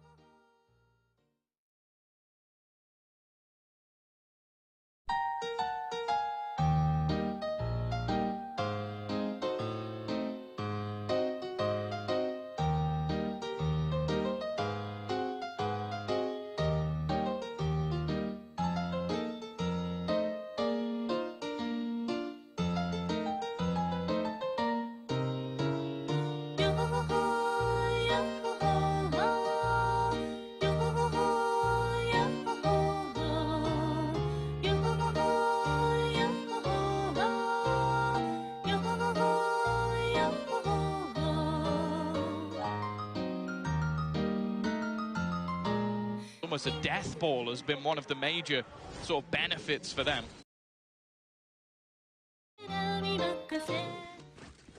I also think as well, props need to be given to Smoggy. The stun there was just completely game-changing. What's been some tough executes for them to deal with on that side of the map. They're just going to section it off completely. Well, the pings here from the attacking side seem to be going in towards the spawn. I don't know what play we're about to have come through, but I'm excited to see it. It looks like they want to end towards the A site, and okay, pings go back towards Heaven. Instead, that's going to be the play. Split Heaven, put pressure on this A site, and have your lurker, this time it's Meteor, to pick them up as they start to rotate back. It's a nice idea. See how the execution goes with Seekers confirming the players are here. You can easily see those rotates come through. That's the idea that Meteor is playing off of. Look at this shift back towards Heaven. They're ready to reunite, but Meteor can't go down. He has to maintain this control. Thought about walking into spawn. Instead, it's the sight on the back of a flash, a dash, now up close to the pit. And as Chichu thinks about going outside of it, that could be the end of his life if he did. It's all down to timing. He's won the first, but that's all he gets. Yeah, really nice trades. Lakia was well aware, and in fact, Meteor almost gets to kill himself. Kankan, though, you can't give this man that much space. Quickly takes two. This round is starting to fall apart. They know exactly where Texture is, but can't quite connect onto him. The Tyke's gonna go through, but he runs through on the other side into the 1v1, but it's still Kankan. They just can't deal with this man. Again and again, he pulls off rounds that he shouldn't. And EDG, well, somewhat luckily, do get ever closer. A sensational play by Texture. That almost won them the round, just blitzing through the smoke. It should have won them the round. It should have. It absolutely should have, if not for this man. That's gorgeous, and the return was straight through the smoke. One enemy remains. That's disgusting. Okay, running through the smoke, that's even worse. But it works, and if it works, it works. 6-5, EDG. In prime position to equalize coming out of this. That's what we like to see, getting heated down there. Showstopper online for both sides. This should be an interesting one. It's right off rip, both are used, and Texture! A double kill, but there's still one man standing, not anymore. This is Texture's round. Yeah. Anything you can do, I can do better. Spike planted. And now, well, for the remaining players, what do you even do? You've just lost the entirety of your B defense. Everybody was here waiting for this play to come through. Counter utility used to deny anything. That was the thing, the aftershock cleared a player out of position. It didn't matter. The paranoia wasn't even utilized in that initial take. To find any space here is gonna almost rely on a mistake. And well, you know what? Somehow Smoggy has made this interesting. It won't matter though. He started this round and he will end it. Texture one-ups his opposing Rays. Switching sides. Oh, we had both showstoppers, Tom, but only one got to be fired. That is absolutely gorgeous for Texture, disrupting the plan of his opponents and getting ahead by just an inch, just a second. That's all he needed. And a gorgeous ace to add to Gen G's momentum. Now 7 rounds at the half. They're leading and moving over to their defense. I'm excited to see what they've got in store for us, but what we've got in store for you is a halftime analyst desk. Take it away, guys. 7-5 in favor of Gen G this time, and you can kind of see the team waking up. You can see their energy rising as well, which is great because it is time for our Verizon high-speed moment of the match, Mimi. Yeah, absolutely. I think map number 1, Gen G, bitch. They weren't really awake. They were getting ran over. But coming into this map, they look reinvigorated. Their players in particular, like Meteor in this clip, were looking so much better. And also just their approach to the game. They're again playing these slow, very proper mid-rounds on the attacking side. But I think they did a good job at finding the opportunities against EDG. And these double dive XX were tearing EDG up. Exactly, and we saw it especially on the last round with that ace. I think that, of course, for Gen G is not going to be easy now moving onto the defense. We're seeing a lot of aggression. We're seeing a lot of mistakes and a lot of punishment coming from both of the teams. But I think that it's so based on individuality and some BS rounds, like the one where Kankan just gets the kill across the smoke after a brilliant play and push. And I think that it's kind of concerning, right, that this is what is going to come to. Absolutely. I think in the second half, EDG have a great chance at coming out back into this. Yes. They're playing this double initiator that is built around enabling Kung Kung on the dive. We saw earlier Zekken playing on this map, absolutely eating up on Rays. This one plays pretty similarly, where there's a lot of tools being put into one player succeeding, into getting space on those sites. And if Gen G are making some of those same mistakes of Icebox on their defense, of giving these early opportunities to EDG, it could go a similar direction. EDG, they're one half away from making it again into those playoffs. They have to make us dream, Mika. Yeah, I'm ready. I'm ready to start dreaming. Let's get the second half underway. Back over to our casters, Mitch and Tom. Thank you so much to our wonderful analyst desk for what could be one last time. As EDG on their attack side look to close out this series up against Gen G, it's their map pick. You know they're going to be comfortable on the attack. Remember, that means that Gen G chose to start on their attack side. Maybe it's the best of what they've got planned already behind them. It went well. It did, but hello. I'm stuck on something. I'm stuck on nobody. Help me step. Wait, what? Either way, we are going to have. We'll just breeze right past that one, I suppose. The flash coming in. Nobody looking to take the space. Been a little bit quieter this time around. And not as pacey, that's for sure. EDG still just toying with that map control. It looks like they'll be taking the fight eventually, and it's Kankan and Smoggy to find the openings. Heaven completely under their control, or so they think. There is a fill back in by Meteor, but, well, it doesn't look like EDG have decided on where they're going. The spike is still in spawn, checking for a flank. And they're just waiting for Gen G to make that move to re-clear the space. Player spotted up close, stun is good. And he's only bought himself a second as that smoke fades. Chichu lands this shot. Texture on 45, in a lot of trouble. Emerging from the smoke element of surprise! How has he gotten all 3? He was 45, now 15 HP, with nobody, all alone. The frenzy up close in heaven. He has thread the needle beautifully for that one. And with Texture being on 15 HP, to be honest, after what I just saw, it's anyone's game, but 14 seconds left. Nobody has to be so quick. And look at Texture, he's already here. This could decide it. If he can speed his way through heaven, he might get the angle just after the plant.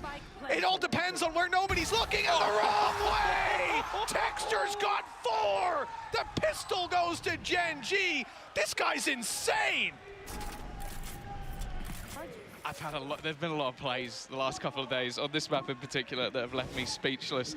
I have no idea how he manages 3 kills here. What? Like, the last 2 especially. Like, that's better than anything you could ever dream to get from that position. 4 bullets, Tom! 4 bullets and he gets 3 kills on 45 HP. Look at him go. Give it to him. Oh, that's wonderful. We are in for a treat. The two Rays players in this match at the moment have basically been competing for who can make the most audacious play of the day. Well, that was a round that should have been for EDG, but for that man. And already, him and Meteor are showing why we talk about this double duelist coming into this map. If they were going to win this, if they were going to compete, they had to be fantastic. And you know what? They're doing all right. All right is an understatement. You know, what we've seen so far, individuals are coming online. Forsaken set the bar. Hey, listen, that's a bar that I think only he can jump over. But, well, with 9-5 on the board, Gen G may well have that third map locked and loaded for us. Breeze in the back of EDG's mind. But the forefront is the fact that it's only a 4-round gap. It's recoverable on the side of EDG. It's definitely a long road back.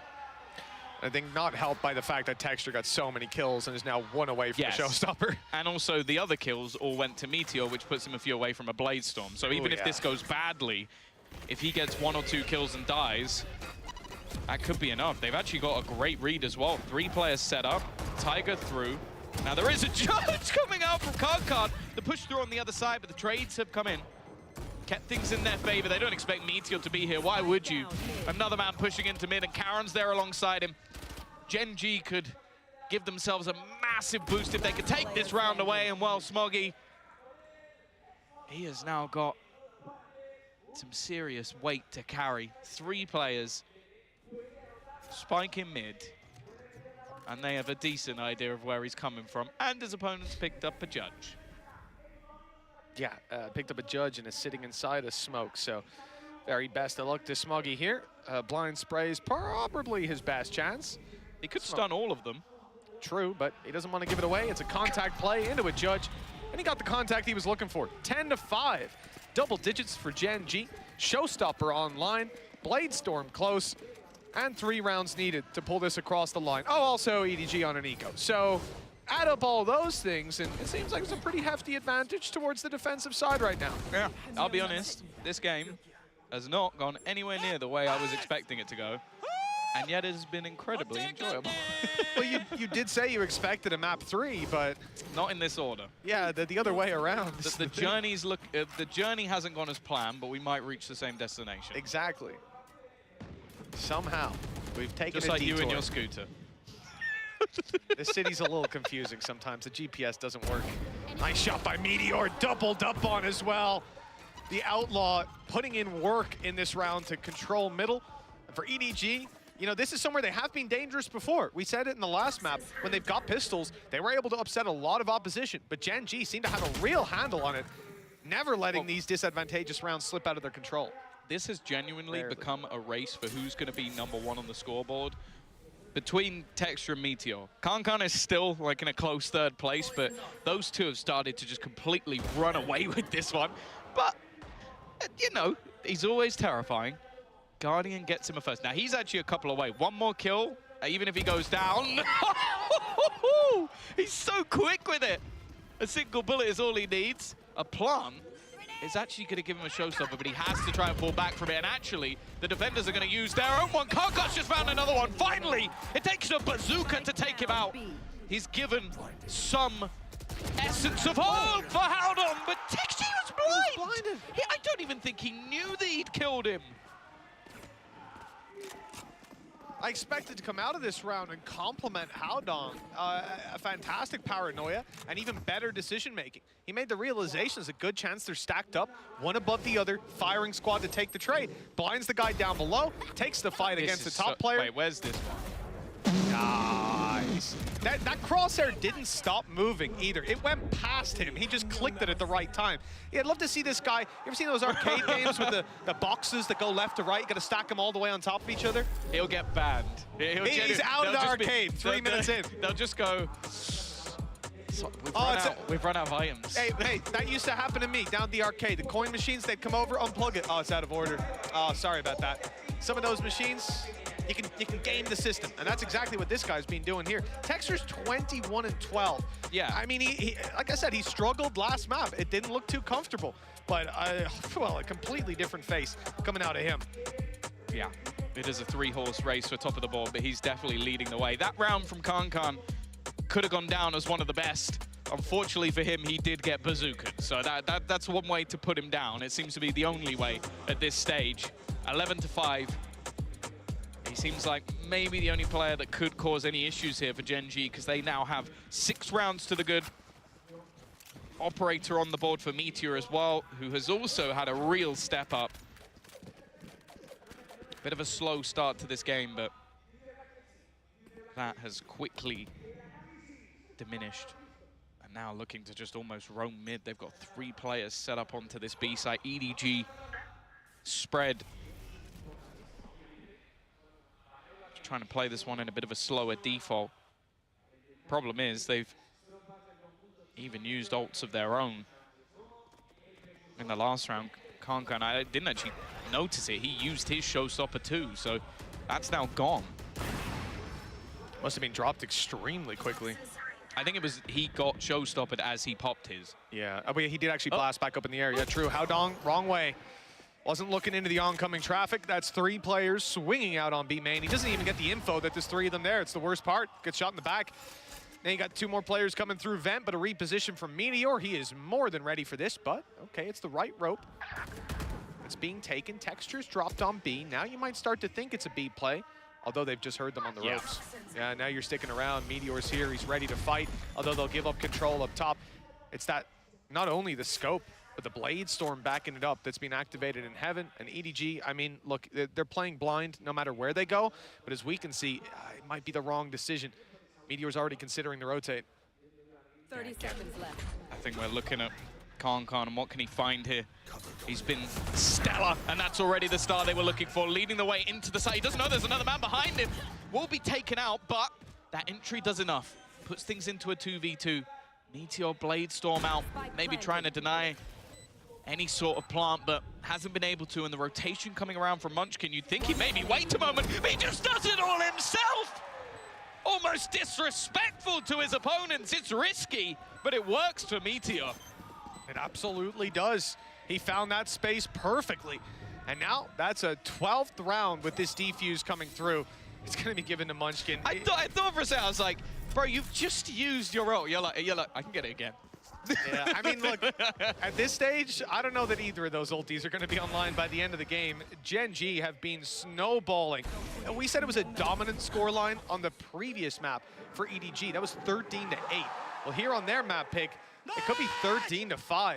And there's a lot of weaknesses coming into this round for EDG. Well, I think you can just clearly see a confidence difference from the last 100%. Like the fact that Meteor, that is a 2v2, you wouldn't be surprised for thinking it was a 1v2 because Munchkin was still making the wraparound all the way through spawn. He's like, don't worry, bro, I've won the round, let's go next. Oh, you on the defuse? Oh, hello. That's a bit problematic for Munchkin, but he is going to be able to get out there with not too much of a scrape. And Meteor, this is exactly what I'm talking about. He has Lakia in pocket to help him out here. Smokes could be gone within a second because this man is just not missing. He's now 1 away from Texture, by the way. Both players have been unstoppable. Yeah, it seems like a formality with the way rounds have been going. The fact that it's a 5v3 and the amount of hero plays that would be needed from EDG to fight their way back into a 7-round in a row. A 7-round deficit. And yeah, has to be consecutive. I like the idea, sending the really slow play through middle to try to find a gap. They've not seen anyone in vents. Move towards Heaven. Munchkin's in position. He's got one, and not the follow-up. But Kankan has another challenge. It's Meteor's up that's come through with a dash still online and a player sitting down below. That's Lakia, who seems to be destined to close this round out. There it is. Not just the round, but the map with it. A 13-5 statement from Gen G. They were down and out on map 1, but now we're going all the way to Breeze. well. Lucky is definitely having a great time there, right at the end. But that's the thing. You look at this scoreboard. Kankan, 22 kills. Texture, 22 kills. Meteor, 22 kills. They all had fantastic performances. The difference is it was much better teamwork from Gen G. Either way, we're going off to a break because this needs a third map to conclude.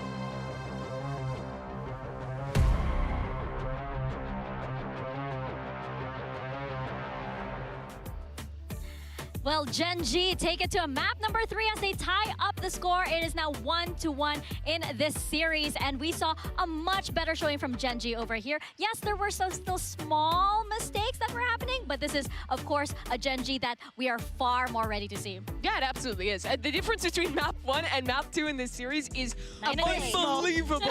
And the difference in performance as well is insane. You play the double duelist comp, you need your duelist to go crazy, and my God, did Gen G's duelist go crazy this map. Exactly. Thank you to Space who gave us some of the crazy stats. Actually, both duelists plus the 50% success in that first blood. 67% of the 4v5s won by Gen G. 70% of their post-plan and 100% of their retakes. Whatever says on the scoreline doesn't really matter. We know that it was about individualities, and the Gen G was always supposed to win this map. Yeah, and I think that's so important for Gen G as well, because they're really like a vibes-based team. When you watch them winning their match the other day against Lad. You laugh, but I think that is a real thing. I've checked. Yeah, when they're playing well, you see them out there laughing, because giggling with each I'm other. in your head, maybe. I'm trying to understand you better. I'm getting to understand you better every time. Okay, well, you're ruining my vibes, but Gen Gs are good. No, it is really good, and you can see them, right? You can see Texture suddenly, you know, jumping up and waving his hands like he usually does. You can see like how Lakia is as well, smiling, you know, and really carrying the rest of the team with that energy. And I mean, for Gen G, I feel like they were losing a lot of rounds that they kind of had no or excuse me, for EDG, that they had no business losing in this one, right? Like Gen G pulling off some crazy miracles with individual plays, but also like this bonus round, for example, was a huge moment for Gen G. Yeah, exactly. And how much of that is put into those controllers, into both Karen and Haodong, and all the smokes that we were seeing onto mid, all the spacing that the teams were taking against each other, and probably we were mentioning, right, those mistakes coming in from EDG, definitely coming into the third map. We need to be keeping an eye on the duelist head-to-head. I was saying, enabling Kankan to have a good game is a very dangerous game to play, and that's exactly what's happening. Yeah, and I feel like now with EDG, actually, they need that second win. They need that second win to come out if they want to close out map number 3, because I feel like on Breeze, this is a potential aim duel, once again, a duelist matchup that we're going to see here between let's be Kankan and honest with Texture. ourselves. Breeze is like the aim check map in the pool, which sure. I think, honestly, I have no way which way it's going to go, judging on by how different the first two maps were. Yeah, I think that, you know, we're going to see a lot as well from Karen, who has to be pushed because he's up against Haodong, right? And that's the IGL who is carrying EDG through this run that we're seeing here. So it's a big test. I mean, like, you're up against an IGL, and you have a rookie who is just months into his professional career.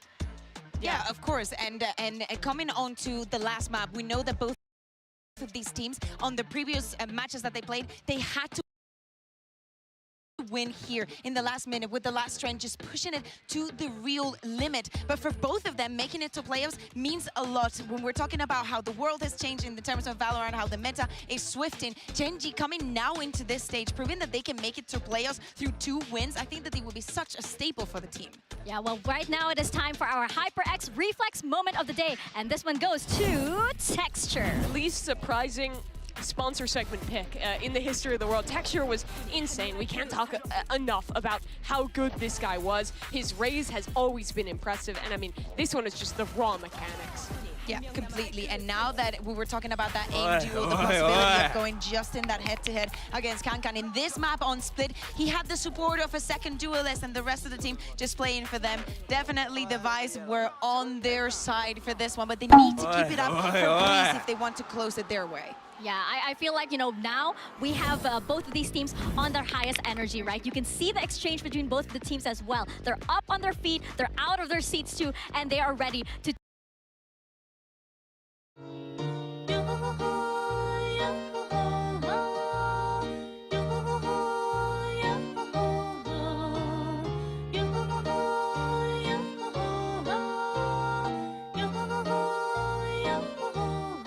take it to Breeze right now, Mimi. You think about the history of this matchup between China and Pacific. It's been so back and forth. This time it's the new guard for Gen G. They have to prove why they beat PaperX, why they beat DRX, why they're here. They have a chance to book a spot in the playoffs, but so do Edward Gaming. We're into the agent select. Gen G played the Yoru comp on this map, and EDG played the old bog standard with Kankan.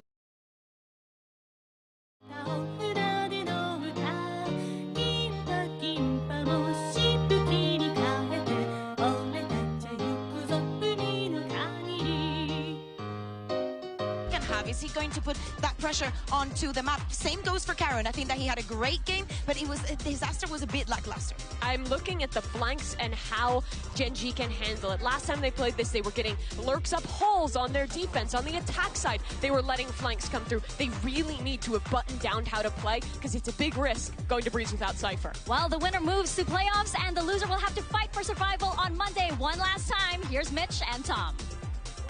Thank you so much, Mika, and our wonderful analyst desk, Tom. As we dive into this final map, the third of the series, the last of the day, I'm very impressed with what we just saw from Gen G. Do you want to put out a prediction for this one? No. All right. No, I don't. Because so far, I said that I thought EDG would win the second map. Yeah. And I thought that Gen G would win the first map. So, Yeah, no, you know what? I don't fancy giving a prediction. I'm just going to let it it go at this stage. Fair. You know what I'll say, though? I predict Gen G, if it's going to be the same as last map, where Lakia lost one opening duel, won none. Other than that, it was exclusively Meteor and Texture that took opening duel. It's rare you see that. The other two players absent in early fights. It was just these guys. And with the success they've been finding, hey, I'm not going to ask you to change that. So the record that they have on this map for Gen G kind of stinks. It's not been fantastic. They've lost it 3 times in a row to RRQ, Team Secret, and Loud. But according to Jen, who does a lot of the Korean translations and interviews, she said that they feel really confident on this map and in this composition in particular. So, yeah, I've leaked what she said.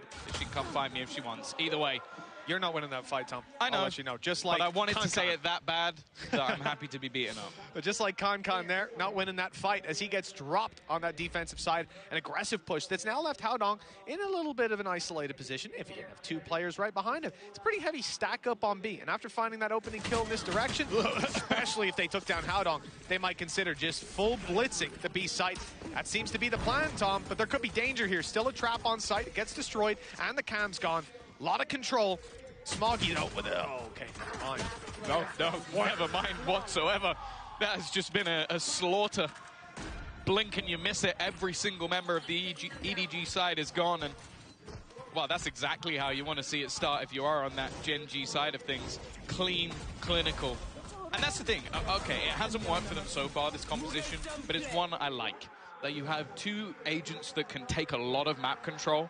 I think obviously the one sort of detriment to it is having that single initiator and not having the Cypher. That's the main worry. You can be flanked very easily. So it's something that they're going to have to definitely watch out for, but it allows for an awful lot of cool set plays. Well, early peak. Con wants to get involved. Marshall out. Headshots being looked for, but no bullets landing. And the aggression from nobody has been spotted. They're anticipating it. There's not really much he can do in terms of continuing down that avenue. Gen G have been super patient in a lot of these rounds that we've seen before. Anti-ecos, anti-bonus rounds. They're always sitting back, always using their utility to clear up and then catching them on the fall back. I've really enjoyed the discipline that they've shown, especially on the last map, and it seems like it's no different here. Yeah, I think they've definitely warmed up into this game, and you almost have to hope for EDG's sake they haven't cooled off, because we've seen a lot of different heroes throughout, especially in their Paper X game. We talk about great performances out of Haodong. I think nobody had a fantastic map of Split. But in the last map, I was basically like, how many kills can Con get? And if it's not at least 4, they're probably losing the round, which is not the sign you want to see. It reminds of almost EDG of old.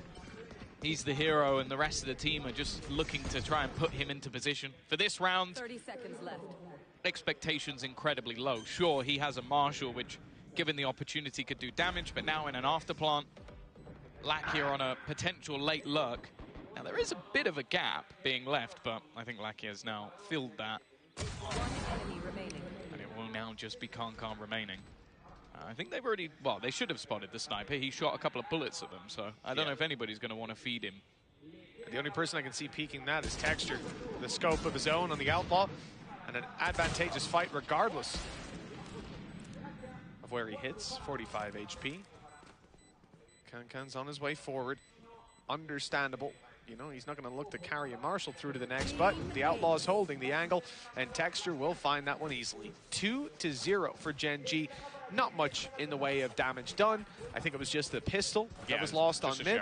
So, altogether, a very positive start to this map for Gen G. Yeah, and that's the only kill that anybody has been actually be able to get on the EDG side. So, a very quiet start for them in a map that doesn't decide their fate, but it's still a scary fate to have. Like, bear in mind, okay, yeah, sure, they've managed to beat out Paper X once. There's a chance they'll face them again. You've got the likes of Loud, Heretics, like all of these teams that can come back, even maybe a little bit of chance for revenge for FPX as well. So those decider games are not going to get any easier. Getting through first time definitely has its benefits.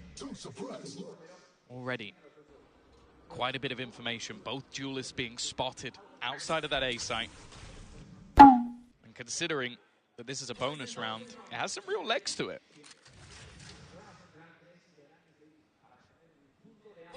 especially in post plans here for Gen G.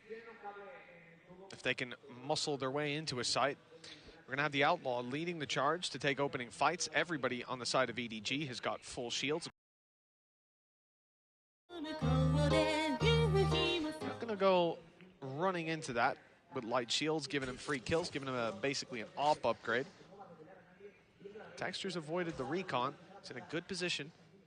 If anyone does go for that peek just to grab a little bit of info, they'll be in a lot of trouble, but the poison orb's up, and that should keep them back. Yeah, they've got the information that they are still here. It's the split into middle that could definitely make things a little bit more interesting. Trying to almost bait with the shots out, and they haven't actually seen it. Already first duel going their way, but nice work from Howdong. Smoggy as well, combining. Desperately low on HP, but they've managed to weather the storm, hold them back that little bit longer. Leaving just 2 players remaining. Make it 1. It is a clean sweep. Only nobody lost. Which sounds mental as a sentence. Yeah. And EDG, well, after a single kill in the first 2 rounds, they do quite well in the first buy. Yep, a very well held push on the side. I mean, this is what I'm saying for Gen G actually breaking through. I think is the problem in this round, short of any over peaks out of the side of EDG, but they were patient. They took their time, and they certainly managed to reap the rewards for that. Now, coming into round number 4, I'm a little concerned. Meteor has an ulti online, and it's going to be pulled right away. Into another dimension he goes. He's got to fall back, so he's left his gate crash in towards A main, clearing out this like a recon. Look how far back they've gone. And yeah, I mean, they've made the right call rather than being blitzed on. Karen has such a good angle for the rotate through. There's no way Chichu could have expected that. Yeah, it's the orchestrator, the conductor from the back of the gun barrel spotted. The start from Texture. It's going to make it so much more problematic. Clearing out these players from the back line is going to be impossible. Bear in mind, they've got snakebite lineups. They could use a gravity well, but I don't think they're even going to need it. Picking this team apart, Smoggy at least has found one, but here comes those lineups. Anybody even gets close to that spike, and they've already spotted both players. Meteor's blinded himself, but it doesn't even matter. And now the Grabwell's also caught out Smoggy. A clean take from Gen G with slightly comical close to it, but yeah, they won't mind. Yeah, I've never seen a man look so lost in my life. Meteor today, he didn't know where he was. That was the blind. He sees a player close. He has to run out of the smoke rather than get shot in the head. Ends up getting blinded himself. It was beautiful. It must be so confusing for Munchkin to step into that scenario, seeing them back to back. I think they were shooting for a James Bond poster. 3-1. Gen G in a prime position, Bladestorm online, not needed, with full rifles in play for that attacking side, and EDG having next to nothing to work with, just some pistols. I see the clock frozen on the top, and I have to almost think this is a timeout from EDG. This early on, you don't want Gen G to be just storming away, and as we can see, yes, it is indeed an EDG timeout. Yeah, I think it's almost just off the manner in which these rounds have been won. As I said, the first 2 rounds, they got a singular kill. Me too. And then also, the last round, again, just 1 kill. It was only the round that Smoggy actually managed to sort of hold the line on the site. Other than that, they get forced back, but the thing is, so far at least, those retakes haven't looked good, and it's not your normal composition. That's sort of the benefit of not only having Meteor as that extra space taker, he can also cause havoc when you're trying to go for those retakes, but then you just have Karen and Munchkin. It's sort of like the yin and yang of the team. Like, you've got this crazy aggressive lunatic in Texture, and then you've got 2 guys going, I'm in spawn, I'm line up out. Okay, there's the snakebite gone. Okay, few seconds. It's a gravity well. And then that's basically the round over at that point. And in the meantime, it's like, you know, the guy that's sweating. You know, the sweaty guy. Yeah. You've just got Tess going, I'm in the fight. I killed one. And just the others chilling, just having a nice time. It's a disgusting sort of matchup to try and play against. And you almost have to play into that aggressive nature. You have to try and, well, as GB would say, punch him in the face. You have to get up close and personal. And Gen G are just so good at denying that. Well, this is it. We've seen so many rounds where they just pump the brakes right off rip, play it super slow. Early on here, I'm not sure what Meteor just did. Maybe popping a flash through A main, then TPing right over to B for a much quicker paced take to keep these players in position on A. perhaps even grab the rotates over, but one man is still here. Standing his ground. Well, not anymore. G2's not standing at all. Good shot from nobody, and an angle lined up, but Meteor was ready for it. Yeah, this round looking done already. Smoggy, he's going to get his ult online no matter what happens here. Well, unless he goes down to the spike, but I don't think that's going to happen. But the thing is, Gen.G are just giving them nothing. Every once in a while, someone goes for a slight jiggle peek, but they're just so passive in their spots. Ratty angles being held as well. Okay, sure, as said, you've got players like Meteor who just want to try and farm up as many orbs as possible, but again, that's another player round with 4 players alive. There's been barely anything to talk about in terms of EDG. The finances already off the charts for Gen.G. If they wanted to throw in an operator, they could comfortably on pretty much every single player. And this now has to be a response, because right now this is looking like a deflated EDG. This is not the team that we were singing the praises about in map 1. Even Kankan at the moment is missing. Yeah, and that's coming out of a pause as well, right? Like, this has got to be somewhere that you've had your coaching staff come in, like your IGL's trying to pull it through, you call that pause, you touch base with your coaching staff, and you're right back into the fray. For Gen.G, I mean, look, it's plain sailing. It's a breeze right now. EDG need to get back on that horse. And we've seen a couple different approaches that Gen.G have shut down each time. This time, though, late aggression on the back of a flash. It did catch one of them, but the other sneaks into the corner, and that'll be aggressive A information for them with a rotate coming through, but the dash was heard. They know Kankan is coming around this angle. 2 players are lined up, ready to punish, and that was because of Texture being up here in the tube, being able to hear that. Perfect comms. Again, no success for Kankan in his aggression. When they played this map versus FPX to qualify, he was one of the only reasons they were even in the map. Like, he was so aggressive but successful with it. And right now, that just isn't the case. Again, they've sold a ruse, trying to keep a couple of players, but right now it's still split. A solo defender in the form of Howdong, and just look at his HP. He's already low. He's about to come under some serious pressure, and at least support has began to rotate in. Smoggy actually pushing into his own util to try and just get anything there, and it's so easy. They are making this look like a walk in the park, or maybe a walk along the beach. Finally, there's been a response, but just look at where the players are. The afterplant will again ensue. The rats will go back into their corners. There's no hope. Yeah, this is a very strange position to find ourselves in, considering how we started this series out, Tom. I thought we were in for a quick day, and, well, it might be 3 maps, but with the way things are going, it could be in the runtime of 2. 13-8, 13-5, and Gen.G now leading 5-1. The question, how many rifles can EDG carry through to the next round? Already one is spotted towards the elbow, and there's the crunch coming in from Meteor. He gets one, and there's more players on the way. Where do you go? They're willing to commit. They're boxing him in. Chichu knows his only chance is to come out swinging to try and take the fight before they pincer him. Unfortunately, nothing is found. Rifles are dropped, and EDG, it's not just their economy that's in the bin, it should also be their mental. This is a really tough position to play from. Yeah, they're so prepared for everything that they want to do.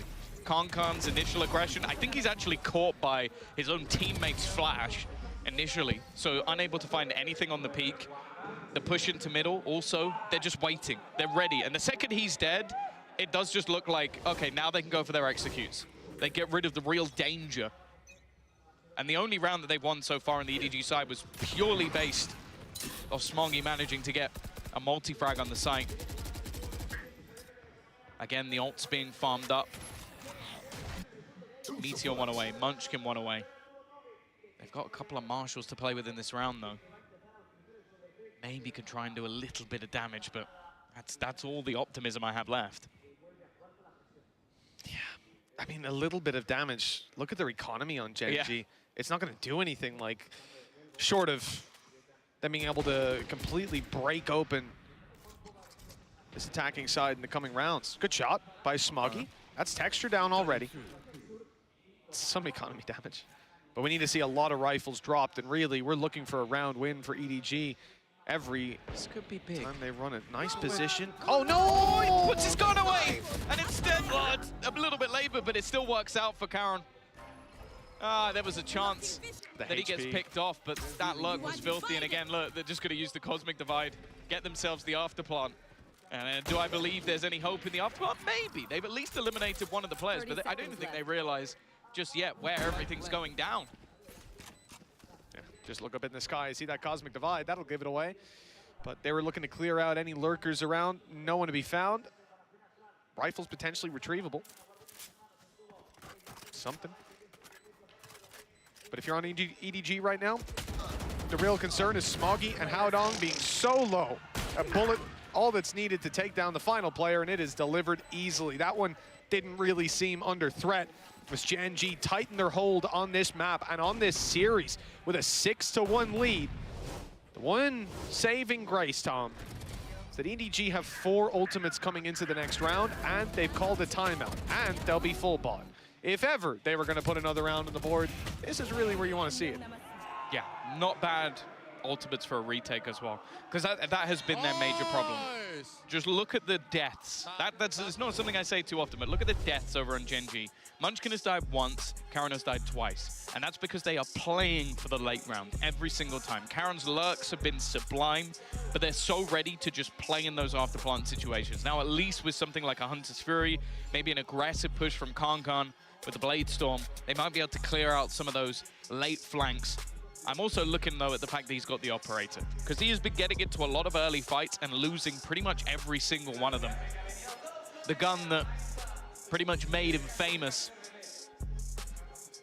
is in his hands once again, and if you're on that EDG side, we are going into round number 8. Both of your pauses are already gone. That is how dire the situation is right now for the Chinese powerhouse. Squad that came out swinging on map 1 on Gen G's map pick. They set the tone for the series, and that tone has changed dramatically since we left Icebox. They've cooled down on EDG, and Gen G coming in hot on Breeze. An 8th round about to kick off. Gen G could be on 7 when we leave this one. As I said, EDG have 4 ultis to play with. Bit of a concern, though, with the retakes constantly needing to be played on A, with an ult for Meteor that we've seen used before to just clear this site out, get them on there, and get the plant in. And then if it's Munchkin planting, that's the Viper's Pit. If he takes the orb, that's the Viper's Pit, and a really tough way back through. We're going for a Hunter's Fury, blind as a bat. And unfortunately, it's not found anything. With the orb retrieved, here comes the Pit to cover the plant. Now you don't have that Hunter's Fury to clear your way back through. The null command, it's not in on time, and there's not really a lot of coordination for EDG right now. They're still covering out some of this map. It looks like they want to go forward. There's a flank on the way from Karon. There's really not a lot going for this defensive side, even though it's a 5v4. The odds are stacked against them. Yeah, so much needs to happen, and I don't even know if they're going to get anything again! Kankan caught with no gun in hand, and Karon is just doing so much damage, devastation. Smoggy, at least, it's just exit kills, padding the stats because the round's already over. Gen G are running a clinic over on EDG.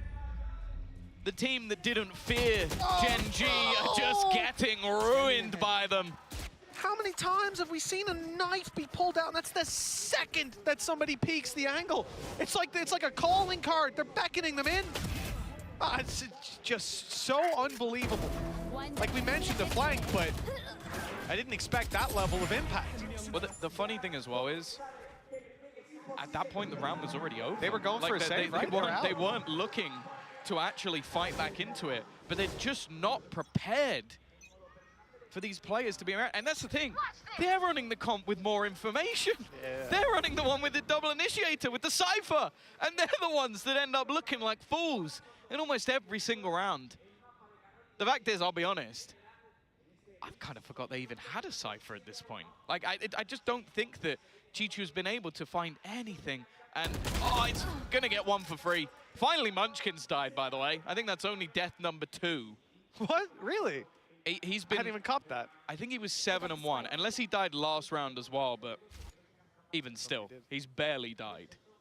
The Viper's Pit was online until right at the end. Yeah. So yeah, I think that was literally his second death. Yeah, that's just ridiculous. I mean, and I think Karam will only be on like maybe 3. The thing is, the trade that they get there, Munchkin falling, it is big. It is removing a lot of the utility that gets them out to sight. Problem is, it was Con dropped on the other side. That's your entry. Howdong tries to fill the role, and he's shut down immediately. Lackey is caught in the corner, though, trapped in there, and the big iron takes him down. Back up. Well, the first shot doesn't hit. But Meteors most certainly does. They don't know that there's a player sitting on the site.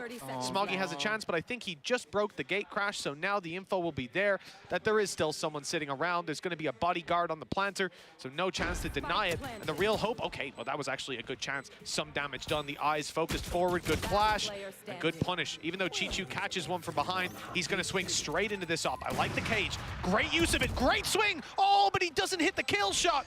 55 HP, but that's enough for Texture to still be able to duel. And with Meteor coming around the other side, I don't see a lot of ways this goes for Chichu. He needs to be quick, clean, and clinical. Good shot, good correction as well. Meteor forced back, and the defuse is underway. No utility for the Yoru. It's gonna be a drive peek, and it's worked out again for Gen G. One of the closer rounds for EDG, but again they lose, and 8-1 we go. It doesn't seem like there's any safe haven for the defenders. No, that was one of the best opportunities for them. A few pieces of individual brilliance, an aggressive push, some team play that worked out, but they met Meteor at the end, and they went extinct. 11-4 for him, but there hasn't been a weak link. That's been the major issue. Gen G have peaked at the perfect moment, as they have done versus most of their opponents throughout this game. Well, time to lock and load. Go again. For EDG, they probably would have called a timeout coming into this round if they still had one, but they've burned them up. They're on their own now. I cannot use that. All on their lonely, just like the round count. Viper's Pit online for the defenders. The way back through, that could help. You see a retake wall on B. One that lets them get close from middle and then pop. No! He's out. Okay, cool. Oh, no, he's not. Oh, he's been hunted. Oh my God, the damage is huge. That's one of the best Hunter's Furies I've ever seen. They just tagged both. That's ridiculous from Luckier. After a first map to forget, he has been fantastic ever since. Back with a vengeance. And look who it is they killed, Tom. That's your Viper's Pit, down and out of the round. No way back through for them now. Spike planted. Well, nobody's going to try. He's got some support, but again, there's a smoke to deny them. A Meteor in an aggressive position. Just doesn't seem to be missing a beat. Stolen away by Karen in the end, but 9-1. Whether you predicted the first and the second map, I think you're a bit crazy if you did. But if you thought this is how map number 3 was going to go, props to you. And how is it living in Korea? This is just, yeah, so disgusting. Was there... Am I mistaken in saying that there was nothing to give away that player's position? That was a blind fire to Hunter's Fury, right? He's pulled back the bow. They're both doing it. 3 pulls of the bow, and every single one hit their mark. Bullseye after bullseye. 9-1. Gen G are absolutely stealing this series away. They got dominated on their map pick, and then they showed up. They've only given 6 rounds on the last map in this one. Explain that one. Fake. Either way. The drone's going to give a little bit of info. It really is a bleak reality for EDG right now. We saw on the player cams real frustration for Concom, because it is rare, no matter who you are, that you shut this man out completely. But that has been the story thus far. Even being played with by an opponent.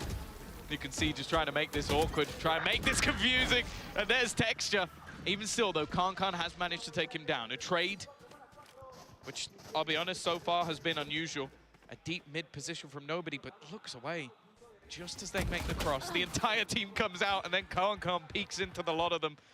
He has had a cursed game so far. Finally, we see there's a Cypher. He got a tag, Tom! He got a tag! It's because they're finally going B. That doesn't happen very often. It doesn't matter, though. They're still losing every single fight ahead of them. Chichu probably gobsmacked that they've actually entered into the B site. I don't know where he's hoping to go here. They're so ready for it. He does at least manage to drop the player planting, but it's after they've already planted. And while, just as every other round goes, it is 10-1. Ridiculous. I don't even remember what round EDG won, to be honest. This has been the most... It was the round where Smoggy got, I think it was 3 kills on the back of the site. You're right. Yeah, it was the pyramid play. I remember Flash it up because top. it's the only thing that's It's the only thing that's happened. Like, you could study this. You could watch this back again and again. Icebox. Oh, look what they're buying. Look at what they're buying. Stop it. Look at what they're buying. It's the last round of the half. Look at what they've got backup weapons. Look at what they're doing. They've got backup weapons for days and This is the Concom waiting angle. What? Where does he peek? Does he peek A main? Does he peek into middle? That's where Concom is. They're waiting for it. This is so disgusting. They know it's coming as well. Oh no, they know where Texture is. What a disaster. Blade Storm used as well. Upshot fires out. It was Munchkin letting loose on that shot, swapping the weapon over for a Phantom, and they're still keeping the 3. It's just juggled around. Now it's Lakia who's going to be your opper. I don't know how they're running this. You know, you take one shot, then you juggle it over, right? That's your chance gone. Now it's someone else's turn. Already gone. They're already dropping them. Oh, no. Poor form, but they do have to make a play eventually. 50 seconds left on the clock. It's time to push forward. Hey, 2 ops on attack. It's still pretty good. Still pretty unique. Oh, Meteor taking space. There hasn't been a battle or a brawl in this round. EDG have played a little bit more passive. It doesn't make a damn difference. They're being battered. Concon again tries to be the hero, but this time and every time he has been shut down. Haodong, Chichu. Well, that's nothing they could do. A nice shot at least. Still know where they are. But knowing and doing anything about it is going to be another thing altogether. The plant not the safest, but that's cover. They didn't even need the plant in the end. It is 11-1 scoreline. The most dominant half we've seen so far in the tournament. Yep. And it will have to be an even more dominant one if they're going to turn this around. Yeah, fair play if anybody can beat that moving forward in the event. I'm not expecting to see a much better half than this on any map. Absolutely gobsmacked by this attacking side of Gen G. 11 rounds, an EDG that came in the start of the day looking like favorites, playing like favorites, and Gen G have found themselves behind. Let's hear from Munchkin, because we sat down with them earlier on.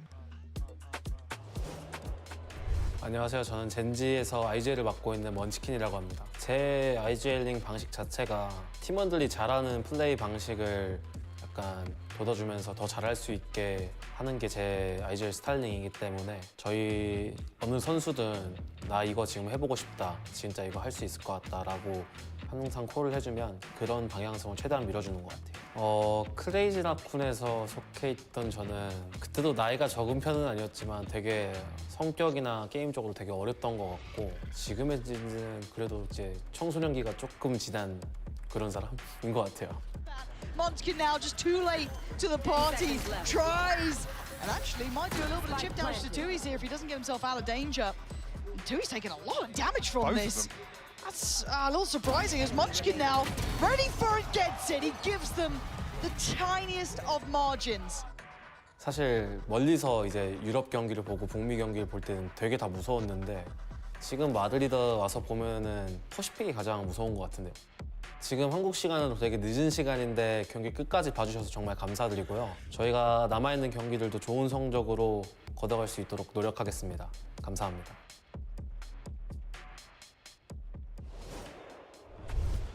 Well, Munchkin sitting 10-2 right now. I imagine he's going to be pretty happy with his performance and probably the performance of his team overall. 10-round lead, 2 needed to close it out. The pistol may well seal EDG's fate, and even the best teams in the world will refer to those pistols as a coin toss. That's not a coin toss I'd like to be participating in if I was EDG.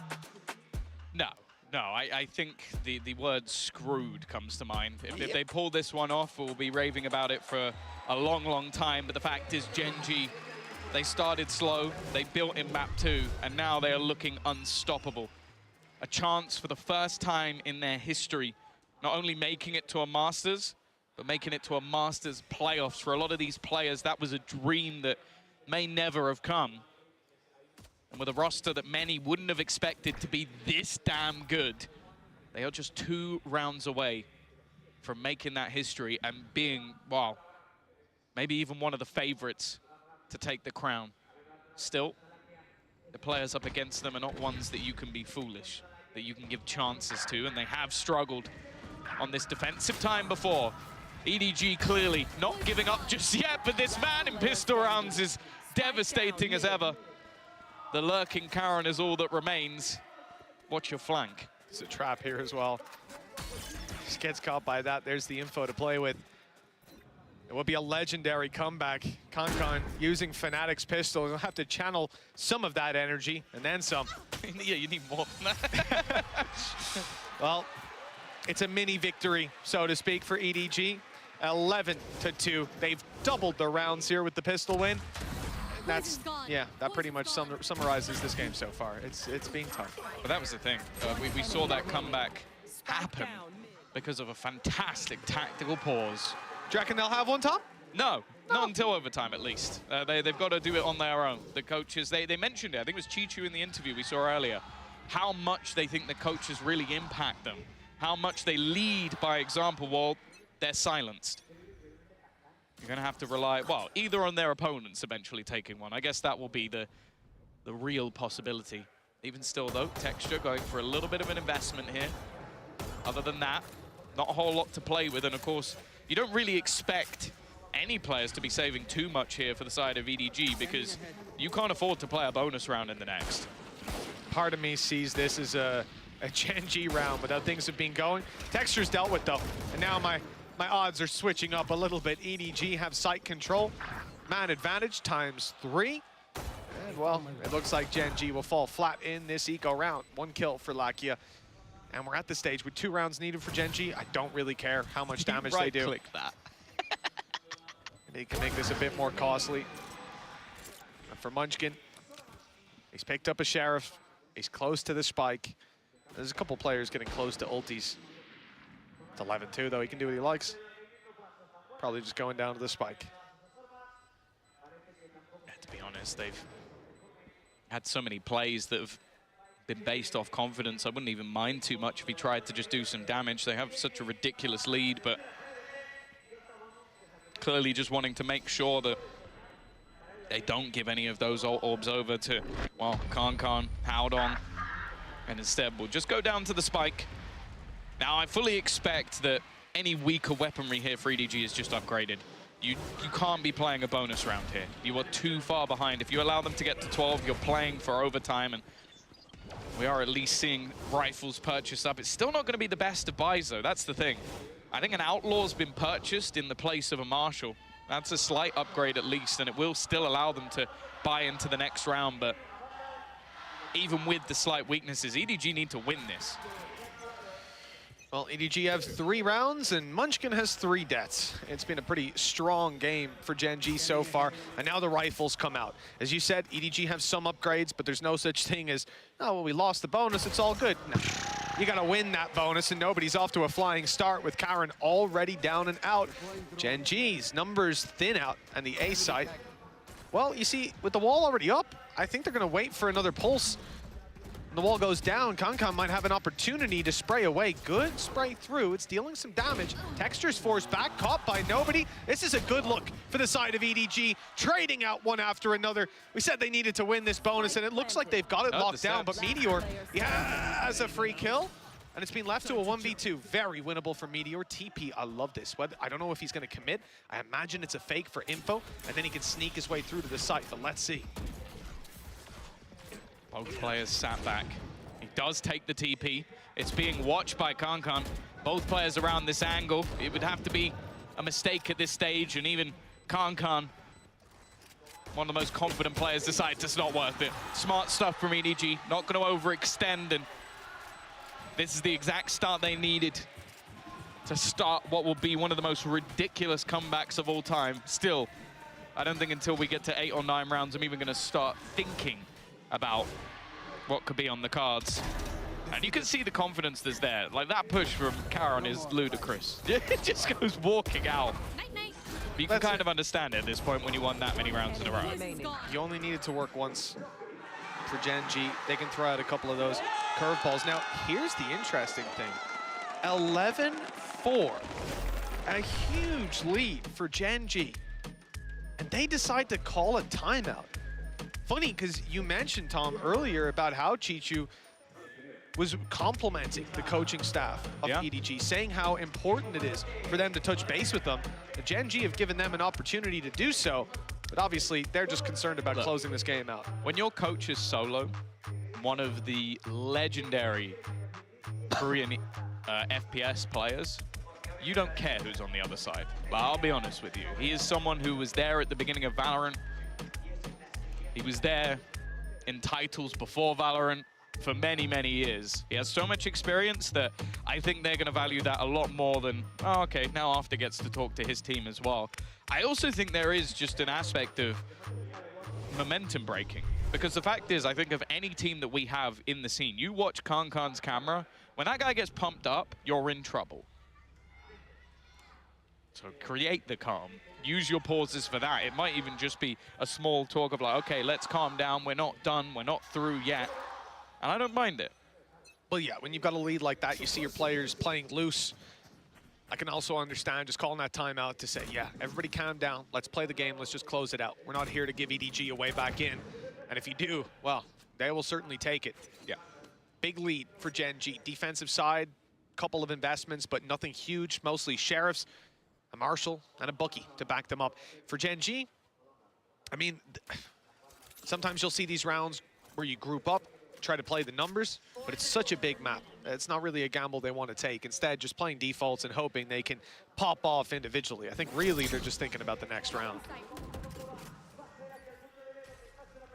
Well, I'm definitely intrigued by a Bucky on Breeze. I'm not sure it's something that will necessarily be expected, but when you have that extra controller in the form of Karen, you can create little pockets for someone like Lakia to play. And as said, his resurgence in this series has been fantastic. And his resurgence in the scene in general. He had to go through being slightly trapped to a one-map player to being trapped in the tier 2. And now he's been shot in the face. I was optimistic. One of those plays you never really expected to work. Meteor, though, still making things interesting. One enemy remaining. But he will fall as well. Munchkin a little bit out of the action. Looking to keep the rounds to deaths ratio the same.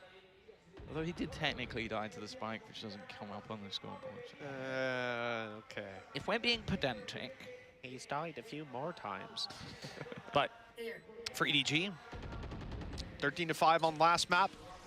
Pushing up to 5 here. Full buy for Gen G next. The deja vu starts to ring true, but the attacking side has had a good run of things in this round at least. Damage is very minimal. Nobody and Haodong both extremely low to the Sheriff. They're just going for the exit towards the spawn. Yeah, well, Munchkin might not die to the spike. It depends how quickly he pushes out here. Still being watched on the cross, but he finds a nice, safe corner to go down to it. So he'll still be able to buy in the next. 11-5. EDG on their way, but still a long distance left to go. It's worth mentioning, Lakia, well, he's 13-9 right now, 3 assists. He was 3 kills, 18 deaths, 1 assist on map 1. I mean, it was an abysmal map for him on Icebox, but Split and Breeze, he's back in the game. Well, it still seems like it was the closest map so far, which kind of says how things are going elsewhere, but there we go. 11-5. EDG starting to bridge the gap, and that's one hell of a way to kick off the bye round. I said there's always a worry if this man starts gaining confidence. Well, it doesn't get any better than that. 1 shot, 2 kills. Gen G left to rely on a very scattered hold. Look at the minimap. You can see those defenders are going to have big performances when the push comes down. And it looks like EDG want to shove into the A site. This is Texture's opportunity. The drone could clear him, or at least keep him behind this Viper wall as it's about to go up and the push to come through. Texture, no dash. He's being silenced, suppressed, but he still fires back. 23 HP though, and the players are quickly circling him, encircling him, I should say, and finally taking him down. Munchkin and Karen to do it all. Nice shot by Karen. There's an opportunity. If he can buy some time, the flank will catch another off guard, and now it's winnable again. Gen G has suddenly found legs in the round, but a snake fight in hand leads to Munchkin's death. Karen has to clutch this alone. He's keeping his opponent behind the pyramid, but nobody jumps up top to take him down. A 6th for EDG. The gap down to 5. It's not quite manageable yet, but this attack side is really picking up some momentum. Somehow, Kankan is only 3 kills away from being top fragger. I don't know how that's a thing. They're throwing the AWP off the map. They did. They threw it right off the map. I guess because Kankan has the Blade Storm, he's going to use that for what could be a much quicker round. Yeah, I guess attempting something a little bit more explosive. Blade Storm available on the other side as well. But yeah, I guess maybe the surprise factor of that operator now being gone, it's not like they don't have the finances for it. Right here. You can see the patience. Interesting, actually, considering how passive they're holding in this round at the moment. I feel like that operator could have had some value. They're going to remove the cam with a shock dart. Chichu now looks to reclaim that control, something that was given up earlier in the round, and it looks like they might be about to use Kankan as a bit of a sledgehammer. Information going to be found, though. Already clearing out A main, and I don't know if he's going to get far enough. Might be able to spot some of the players in mid. That would be huge. He has. He's seen that they're still passively waiting. Will TP back to the site, but it means that they're not going to pull any early rotations just yet. In fact, though, EDG are going to use that as a move towards B. Cage up from Chichu as well. He's making his way around mid for the lurk. The rest of the players need to break through the B site. Viper utility to block them on the retake, but the fight is taken instead. Munchkin blinded up completely, but Kankan can't get it done with Karen on the side. 3 kills quickly found, and even the Blade Storm frag on the flanker. Easy peasy for Gen G. They had a real handle on this round from the get-go, and 12-6. One more needed for Gen G. 6 chances to pull it across the line, and I am amazed by what we've seen in these last 2 maps. This Gen G squad, I don't know if they need to play a 1-map scrim before their next series, but they are just I would, if this was online, I'd say it's 5 different players, Tom. Well, that is the thing. You look at their last few series, it does kind of feel like that. They always seem to lose one, except for an overtime victory for a 2-0 versus DRX. But that's also just something to talk about. The teams they're going through, it's not like they've had an easy route. You can't sit there and go, oh, you know, they beat one of the weaker teams in their region. They beat DRX, they beat PaperX, they've beaten Loud. These are teams that have all been within top 4 at international events. Now they look to beat the China #1, a team again who's been in the playoffs before, and this time it's looking like it might be theirs. Just 2 kills away from creating history for their organization within Valorant. And it's looked like it is done and dusted. Gen G will be the 2nd team to make it through to the playoffs. For Lakia, it is a return to greatness. Wow, what a resurgence for this man. Not only on the international stage and scene, not just counting down the years, but even in this series. 3 kills, 18 deaths, and 1 assist to start it out. And he certainly woke up towards the 2nd and 3rd map. But there's nothing that you could do you could say to take this away from Gen G as a squad. This team looks scary, threatening, and they're able to come back from these huge deficits from a rough map 1 to a dominant map 2 and 3. EDG played well, but not well enough today.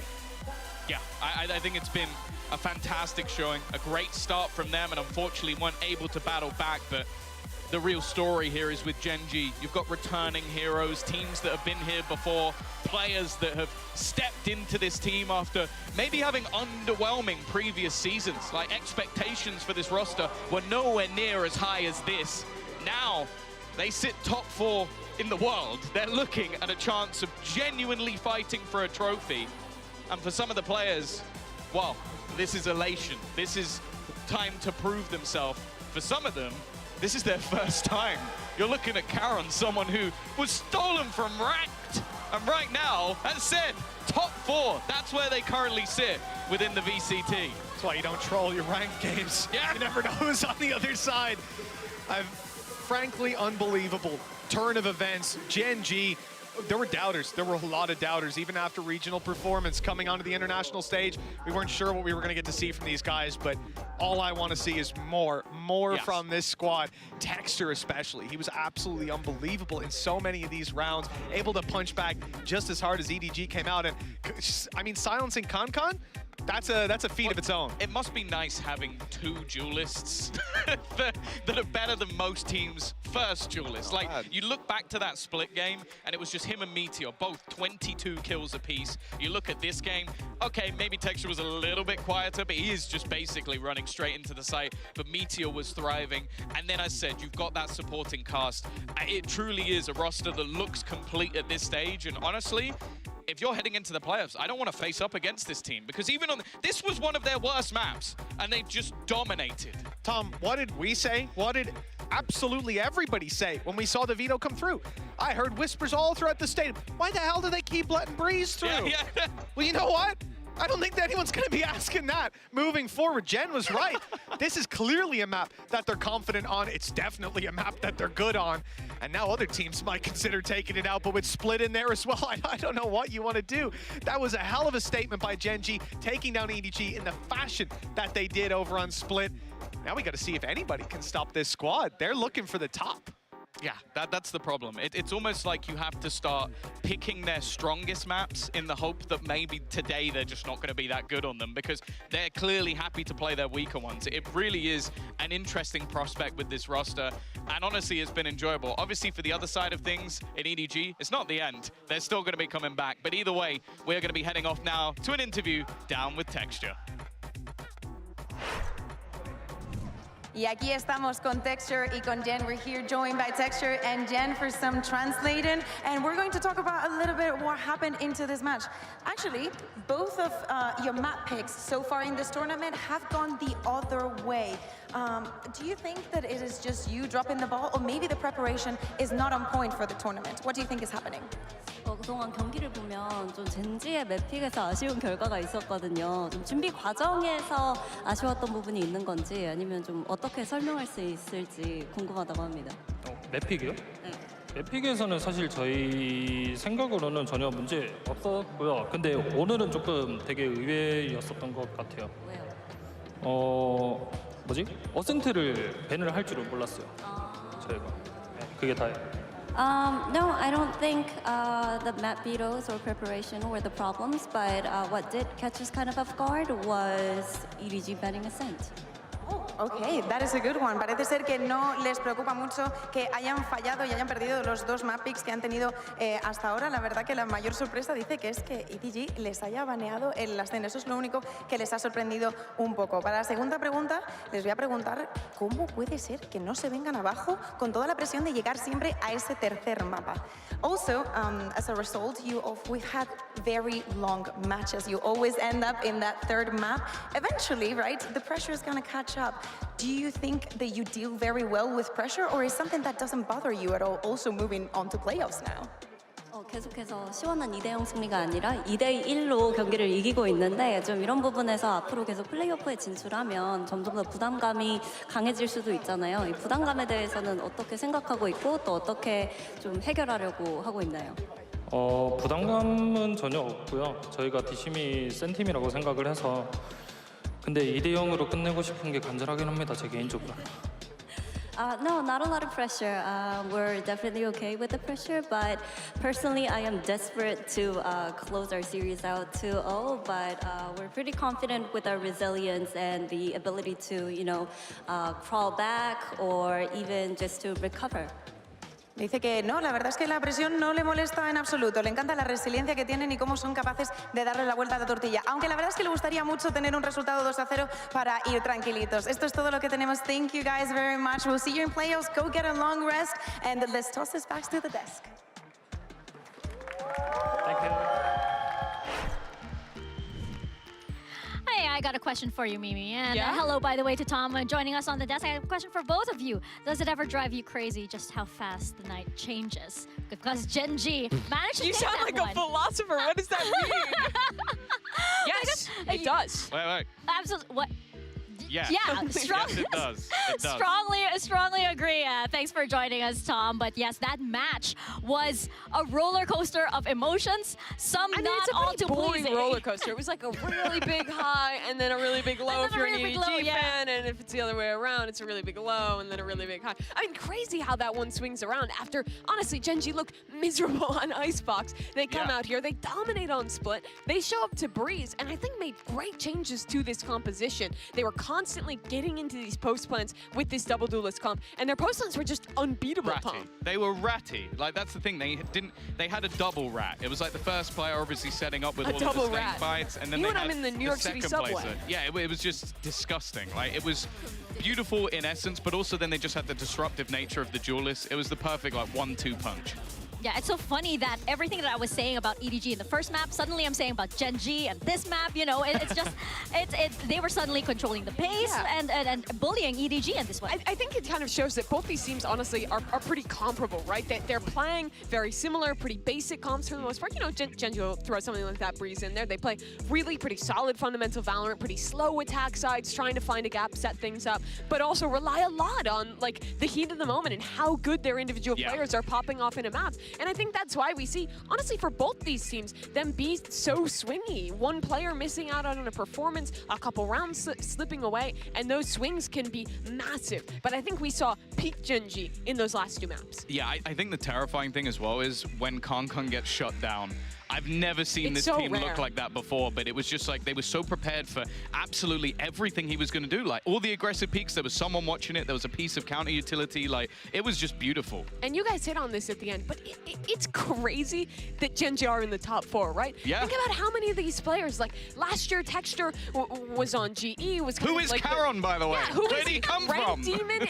So much has changed for all these guys. Lucky we haven't seen him since 2021 at the global event. Do you guys know who Newturn is? No. Anybody at home? Have you heard of Newturn before? It's a long time ago in a VCT far, far away. And you're absolutely right. Karen is like 4 months old into his Valorant career. Actually, he is 4 months old. The first infant to make top 4 in Valorant. Round of applause. Yes, he was already in the range when he was born. That's So is Woot 3 months old? Is that? That's why he's not here. babies. You know, this new generation. I really give props to them. But right now, we do have a question for our lovely fans. Lovely fans meaning Hypoc. So we do have a question for you, Tom. And Hypoc asked on the desk on day 1, what has been your favorite food in Madrid so far? Oh, I did go walking one of the days a lot, and they had this like there was a Thai chicken empanada. Wait, what? It was like this Wait, little. wait, it was amazing. Oh, wait, hold on. A what? Sorry? Thai chicken. No, the Thai, second part Thai of that. pollo, empanada. Empanada. Sure, I can't speak properly. Where does that? No, I just, I don't know. I've never heard. Is that how you say it? Maybe that's how Does it I have say it. It might be wrong, but that's how I say it. It's either a Britain moment or It I'm is just probably a Britain moment. It is Both are probably. possible. Like, But let's that be does real. sound amazing. We're probably both wrong, and Kukuka will come back Yeah, in a bit. she's and tell come us how back. it's We wrong. need her back. She's Yeah, like, yeah, both for of you sure. are idiots. But, yeah, it was recommended by the shop owner himself. He was like, this is my favorite, and it was God tier. Well, what is God tier right now is how our brackets are looking, because I bring up the alternate universe of VCT that we are living in right now, and we are seeing Sentinels back, when we're seeing Gen.G as well, making the 2 first teams into our playoffs is going to be Sen City and Tiger Nation. Yeah, it absolutely will be. Sen City, actually in Europe, fun fact. Didn't know about that until today, but it's where they've settled their roots. But yeah, these playoff teams are looking electric. But this really sets us up for, honestly, some like terrifying 2-1 matches, because all 4 of these teams, I mean, look who's down here. Loud is in the lower bracket. Paper X is down here. Wait, Heretics is down here. We're talking about Even, 2-1s. Like, yeah. either Heretics or Paper X is out straight Yes, away. guaranteed. Like that's ridiculous. Again, what universe are we living in? What don't- universe are we living in, right? But before we leave, we need to return the favor, and we need to leave a question for your next guest. So I'll leave it to Tom to leave a question. Thank you. Good. Oh, what's been your favorite moment so far? Individual play, and why is it Individual play. Forsaken? Gotta add that last part. It's a rigged question, but it's a question nonetheless. It's a good one. Yeah, You I could be like it. like a test writer. I like But it. so there's only one answer, and if they get it wrong, Yeah. then they're foolish. Let's see who gets the question. Yeah, I'm eager to see it. And again, these matches today have just been so amazing. It's been a great first day on the desk, by the way. Thank you for giving me those matches. We had Sentinels and we had Casey, and then we had this roller coaster of emotions from EDG and Gen.G, Mimi. Yeah, it was great having you for the first day. And honestly, like, the matches today were great, especially that Sen KC one. I'm so excited to see Karmine Corp play again. I want that rematch so bad. Yeah, definitely. And Tom, what are your final thoughts for the day? All I'm saying is Pacific on the desk and Pacific gets a win. So I guess for every Gen.G game, they're going to have to bring you back just for that extra little bit of support. Yeah, exactly. you weren't here for Paperex, and look what happened. That is exactly what went wrong. So you guys know what's going to happen. Well, that's what needs to happen. But in the meantime, thank you so much for watching. We will see you tomorrow from Madrid. Hasta mañana.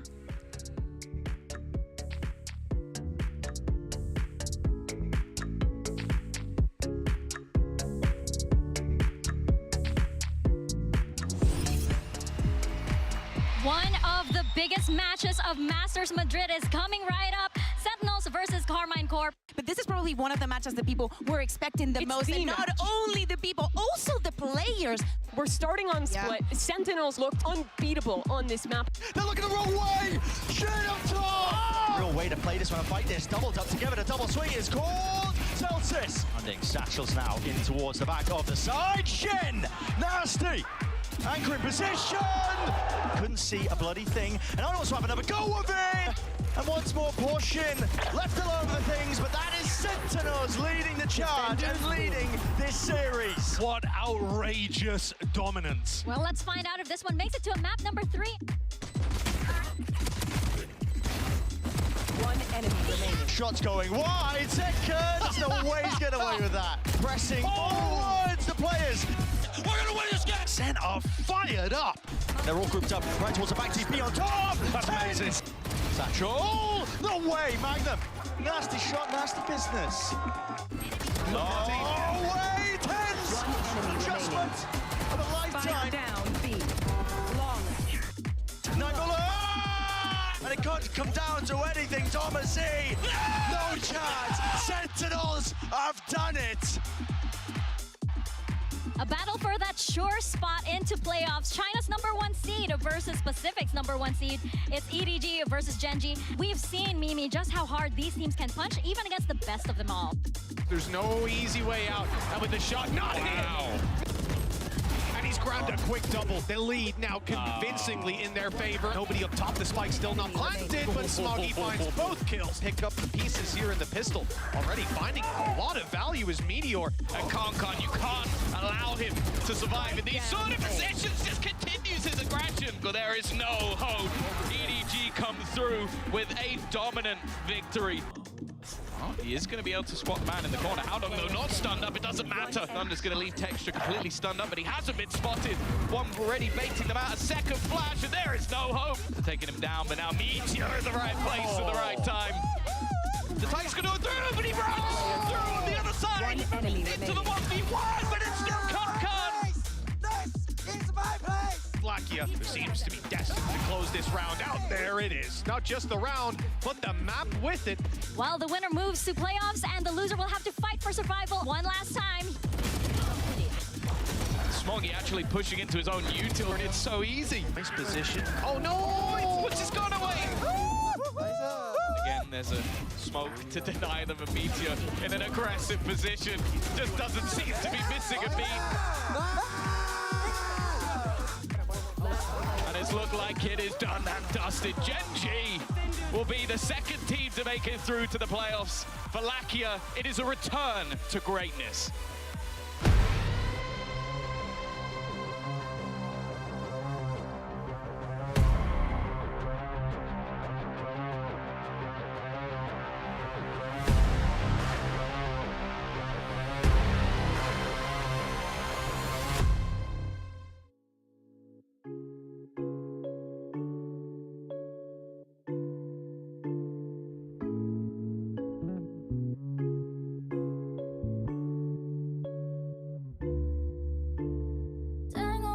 Cosas que decirte ahora, pero antes de empezar quiero que le demos sin freno.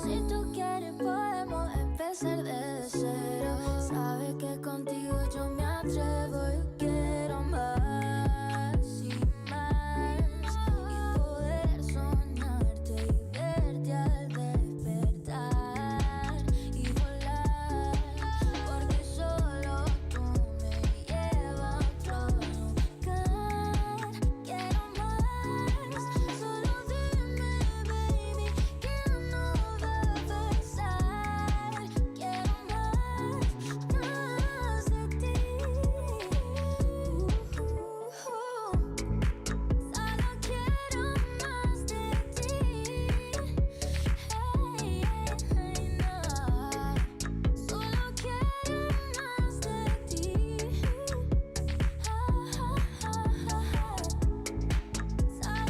Solo quiero más. Solo quiero más de ti.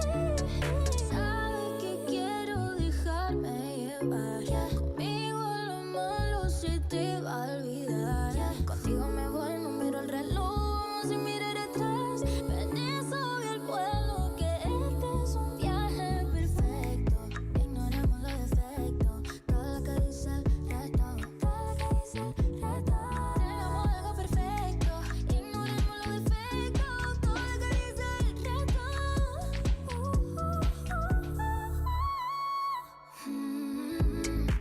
Solo quiero más de ti. Hey, hey, no. Solo quiero más de ti.